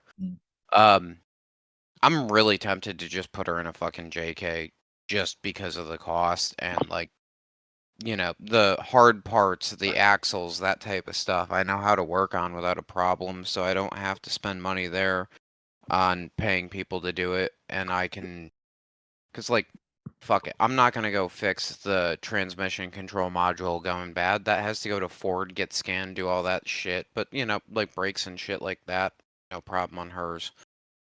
Fuck Dana 80 brakes, but that's a different story, and I'm just retarded and drums scare me. Mm-hmm. Well, no, that's just a Dodge thing. Mine don't adjust either. If that's what you're talking about. I have to manually turn the fucking star wheels on mine like basically every trip before I go because they just loosen up and they don't adjust. They never have. Yeah, it's not the greatest thing. The whole rear drum brake system on the second gens fucking blows, and they're stupidly big. Yeah, They they're should've heavy. just been fucking discs. Rest in Ford peace.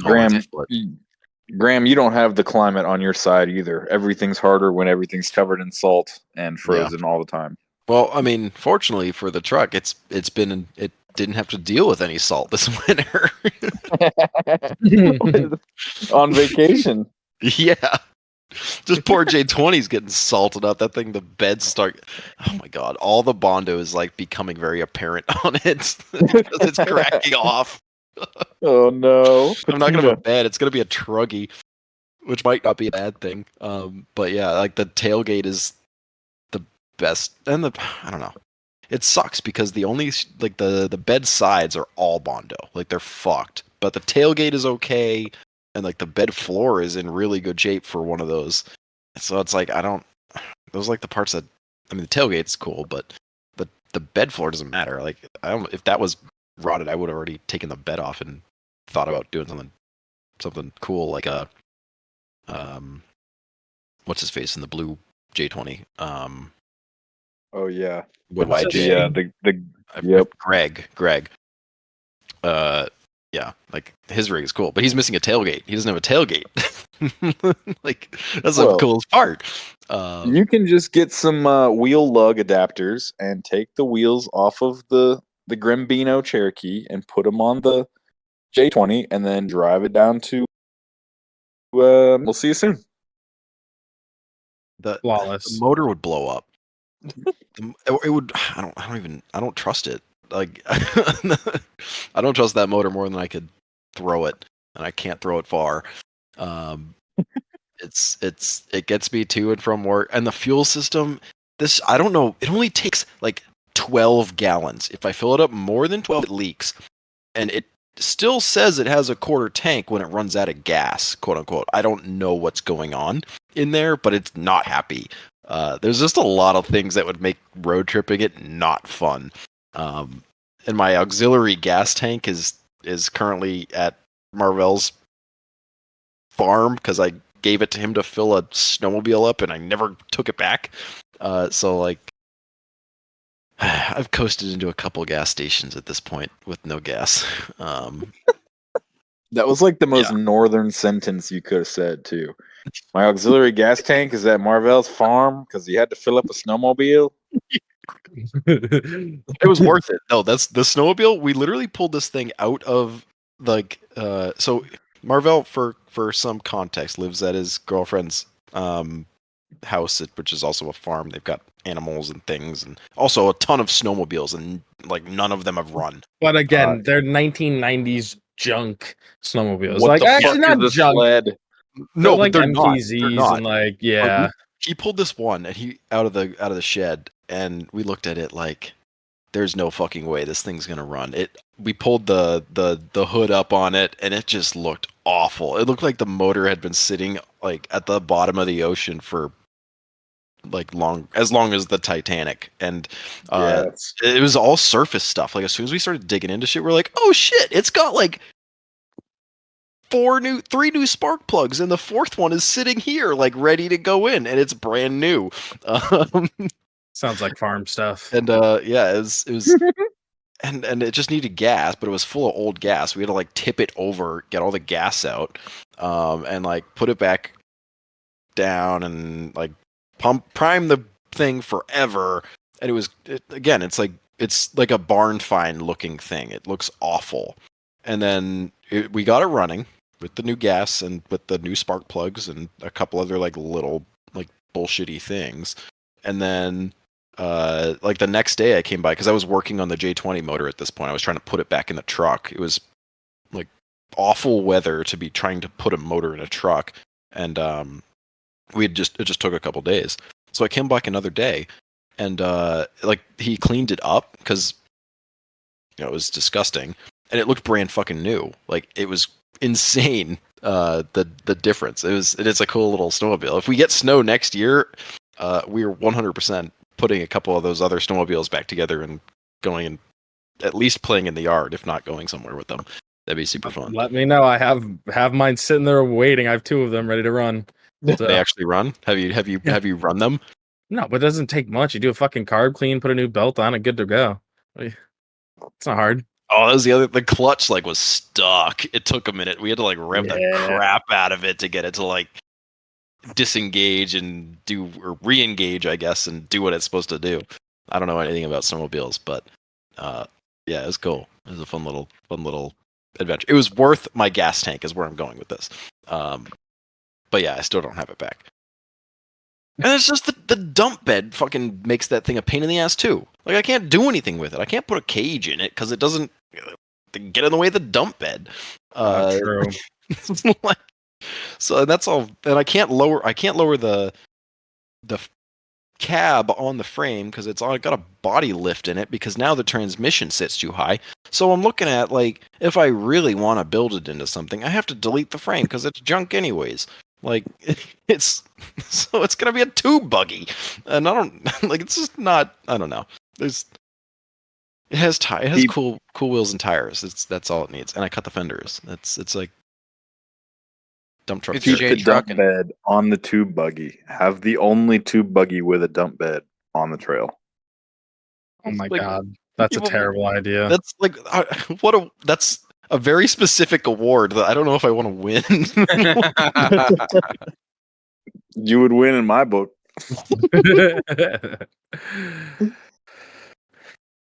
Shit. Well, I was gonna say good timing on that. It kind of feels like we're slowing down just a tad. Now, I do have one final good question for you. What's your favorite DOT tire? I don't give a fuck about that. Come on, now what do you think this is? No, honestly, I'm just curious. What is the end all plan with those Cherokees? So Mort's gonna stick around. Like I said, I finally talked her into 1 ton swapping the machine. So Gross. It'll get some cool stuff, probably like a 40-inch tire and hydro assist. Nothing like crazy. Probably continue to run the leaf spring rear and then just do like a 3 or 4 link front. If he wants a cage, I don't know if it's going to get a windshield. Yeah, because she's getting into the sport a little bit, and so I want her to be able to like fuck up and maybe flop it and not die first shot. So that's high on the priority list. Especially because she's paying for the house too.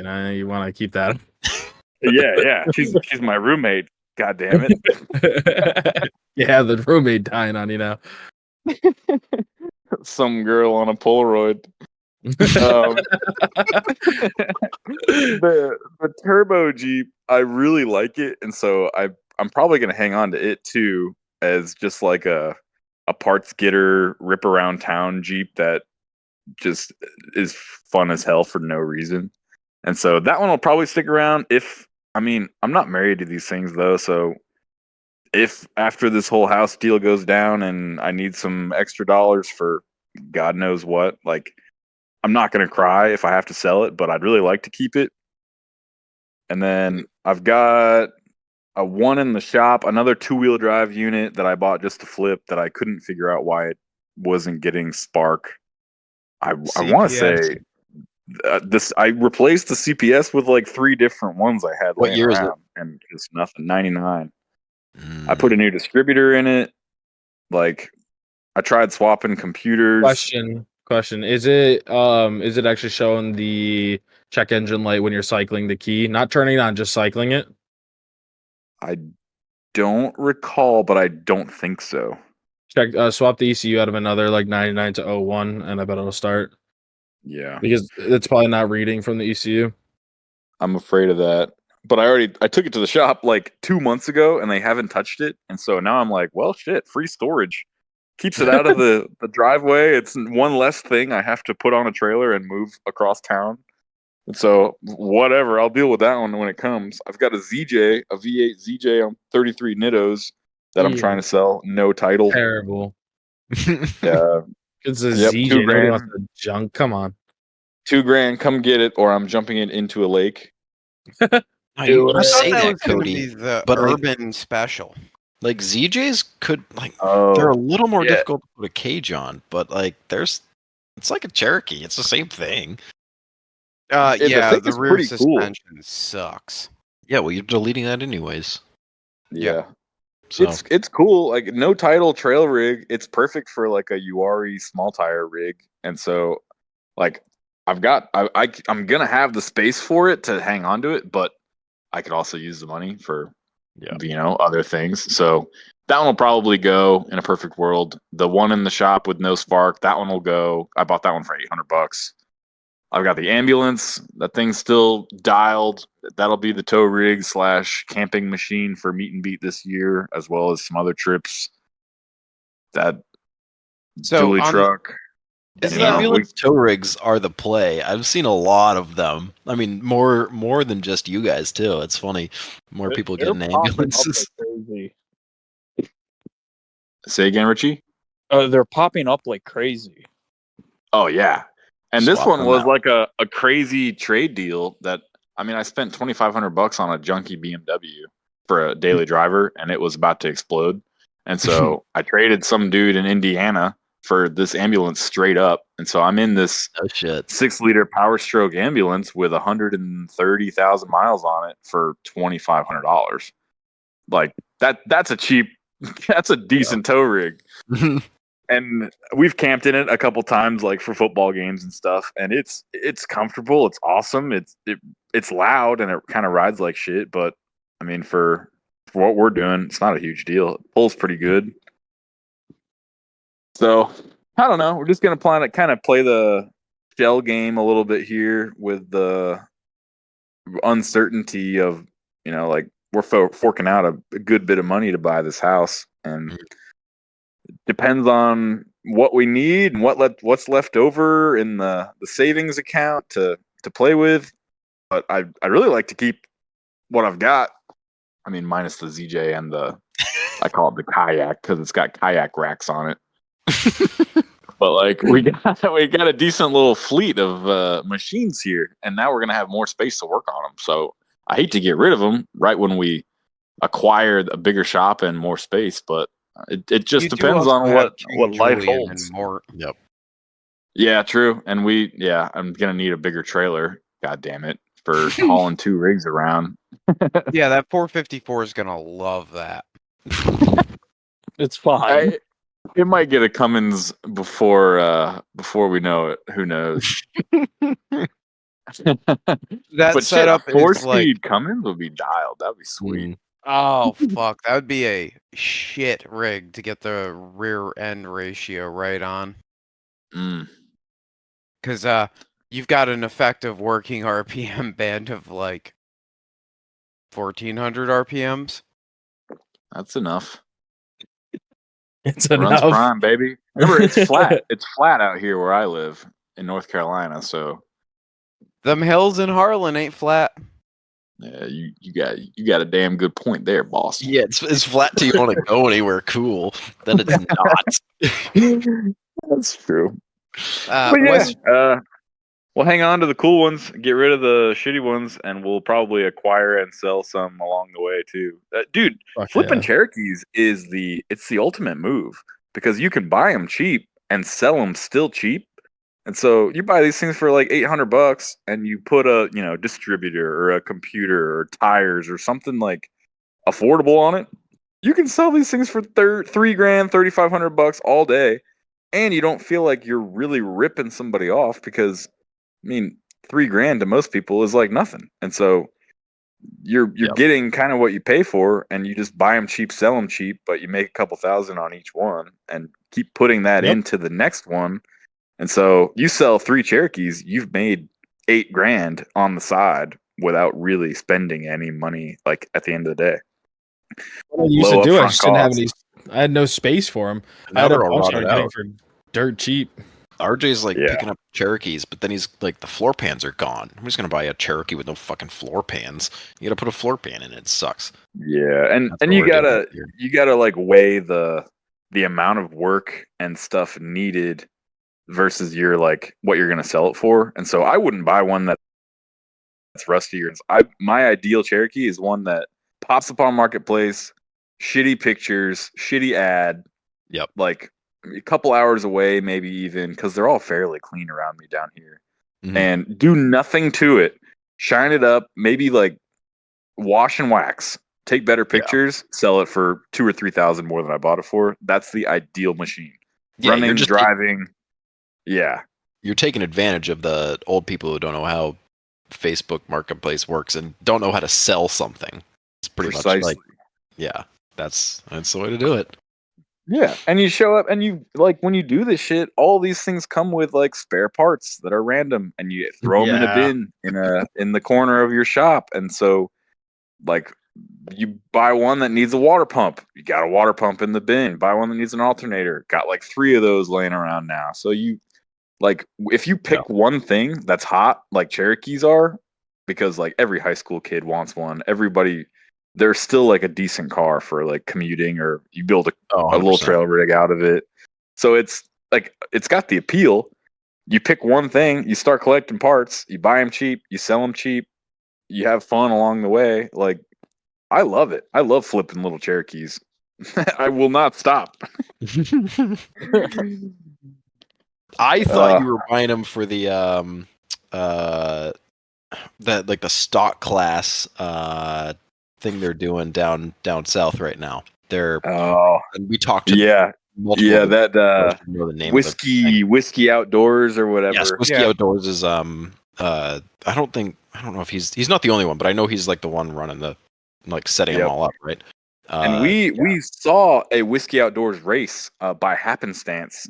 We were at AOP, and just a random weekend, we all took the girlfriends out. We're having we called it the Schlady ride. Mhm. And Whiskey Outdoors guy rolls up with his stock Cherokee, and we're like, "Yo, look at this guy! Like, what is he doing here?" And then throughout the afternoon, like 4 or 5 more stock Cherokees rolled in on trailers.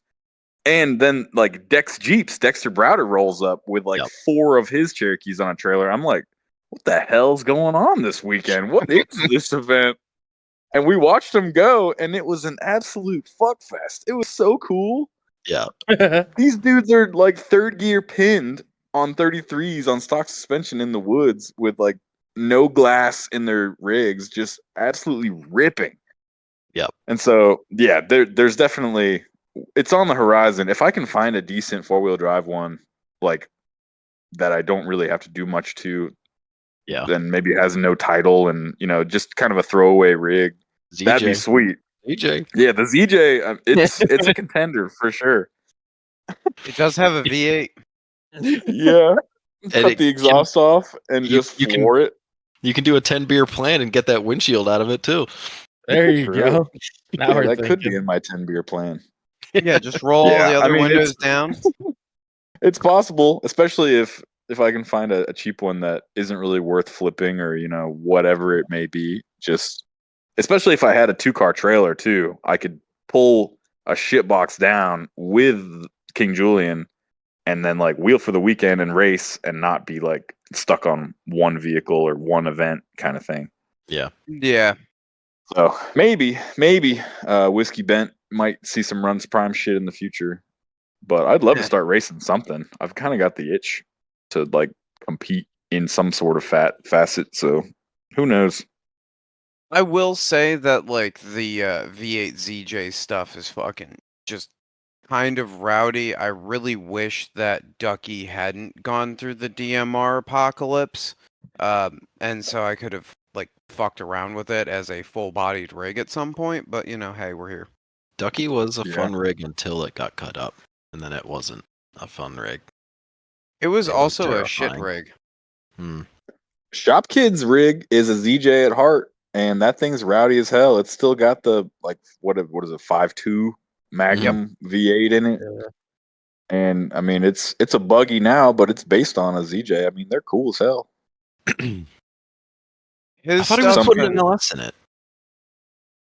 Shop Kid Nos? LS, Nos? not He NOS. had an LS for it. I think he's got his paws on an Atlas right now too, because I think he blew up his 241 last time he had that thing out, and he's been having transfer case issues for a while. And so Shop Kid, I haven't talked to him in a little while, but when he goes quiet is when he's working hard. And so I think he's got some shit cooking because he's working on Colin's rig too, as well as his own. Yeah. And so I'm interested to see what he pops out with. Atlas is an interesting choice. I would have expected like a 205 doubler box from him just because it like is There's inherently a reason cheaper. for it, to be fair, but yeah. Yeah. Oh, you know something I don't? No, he just got a good deal. That's Okay. all. Well, Yeah. I think he might have taken advantage of Joey Pardout. Okay. I think there might have been an Atlas laying around in Joey Pardout's shop. And Joey he may or may not have gotten his paws on that. I don't know. I just hear things through the grapevine. And he may be able to confirm or deny if he listens. But I think he'll have a cool machine popping out in Harlan for the all you can suck at the end of the month. Oh, It's that's what? the end of It's a April. glorified Dana 300. They're not as cool, but they're still cool. Yeah. I mean, people suck the dicks of advanced adapters all day for them, and they've got like a 8-week lead time now because everybody wants so much only dick in 8 their mouth. weeks? It used to be It like used to 6 be months. 8 months. Yeah, whatever it was. It was insane. It may be. I don't know. I haven't shopped for Atlases. It's probably I'm a Dana better. 300 guy. We were till I ragging die. on them. We were ragging on them when it was like COVID, like supply chain issues, and people were trying to buy these things for $4,000, and you're not going to get it for more than half a year. It's like you could put something together that's just as cool for less money and not an 8-week wait time. But Yeah. I get it. I'm I get still borrowing Jaren's dad's transfer case, his Dana 300 that Jaren brought me it was supposed to be just for the bachelor party, Michael's bachelor party that we went to AOP for this summer. Yeah. And he was like, I was like, I don't know if I'm going to make it. I just blew the output shaft off my Dana 300. He was like, I've got one you can borrow. And now it's like mine. Thanks, Jaren. Is it I'm gonna like built at all, or is it kind of stock? It's stock as far as I know. Jaren rebuilt it in like high school for his dad, and it's just been sitting on a shelf because I guess the buggy or whatever they were putting it in never got finished.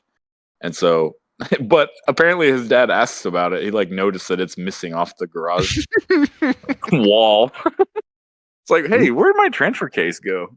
I let a buddy borrow it. It'll be back sometime. Eventually. Maybe. King Julian can get a 205. I You're gonna need blow up to do that something. 300. You need a I 205. am. I'm gonna blow up the 300 for sure. A 205 would be cool. I like to crawl shit, so it would definitely need like a doubler box. But you want Atlas that would be anyways. You have cool. options. You can go fast or slow Mm-hmm. or normal. Or 272. Rock banger. Classic. Yeah. You can pick your poison. You can I'd pick really like just an how Atlas. hard you want to bang that rock. True. Well, wait I for like an Joey Atlas Pardo to just part to another one. be. Yeah, just to be better than Michael, I might have to go Atlas and have that billet shining through. You can get one of the is it the Magnum box that makes the case for the 205? That is definitely like that is not a that's a totally different ballpark from a cast iron 205. But I know Yeah.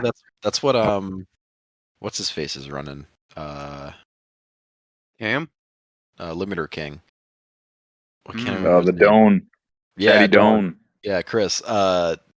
Those look sick. In a perfect world, that's what I'd get. That's cool. I would love to Yeah, run one something- of those something with bling an NV 4500 in front of it. Mm. That with a 3-to-1 gear set. Oh, yeah. Fucking party time. Yep, But it's gonna be a good I'm year. I got some shit to clean up on the YJ just to make it reliable. I need to do exhaust because it sounds like a fucking bubble machine. Oh Slash, no.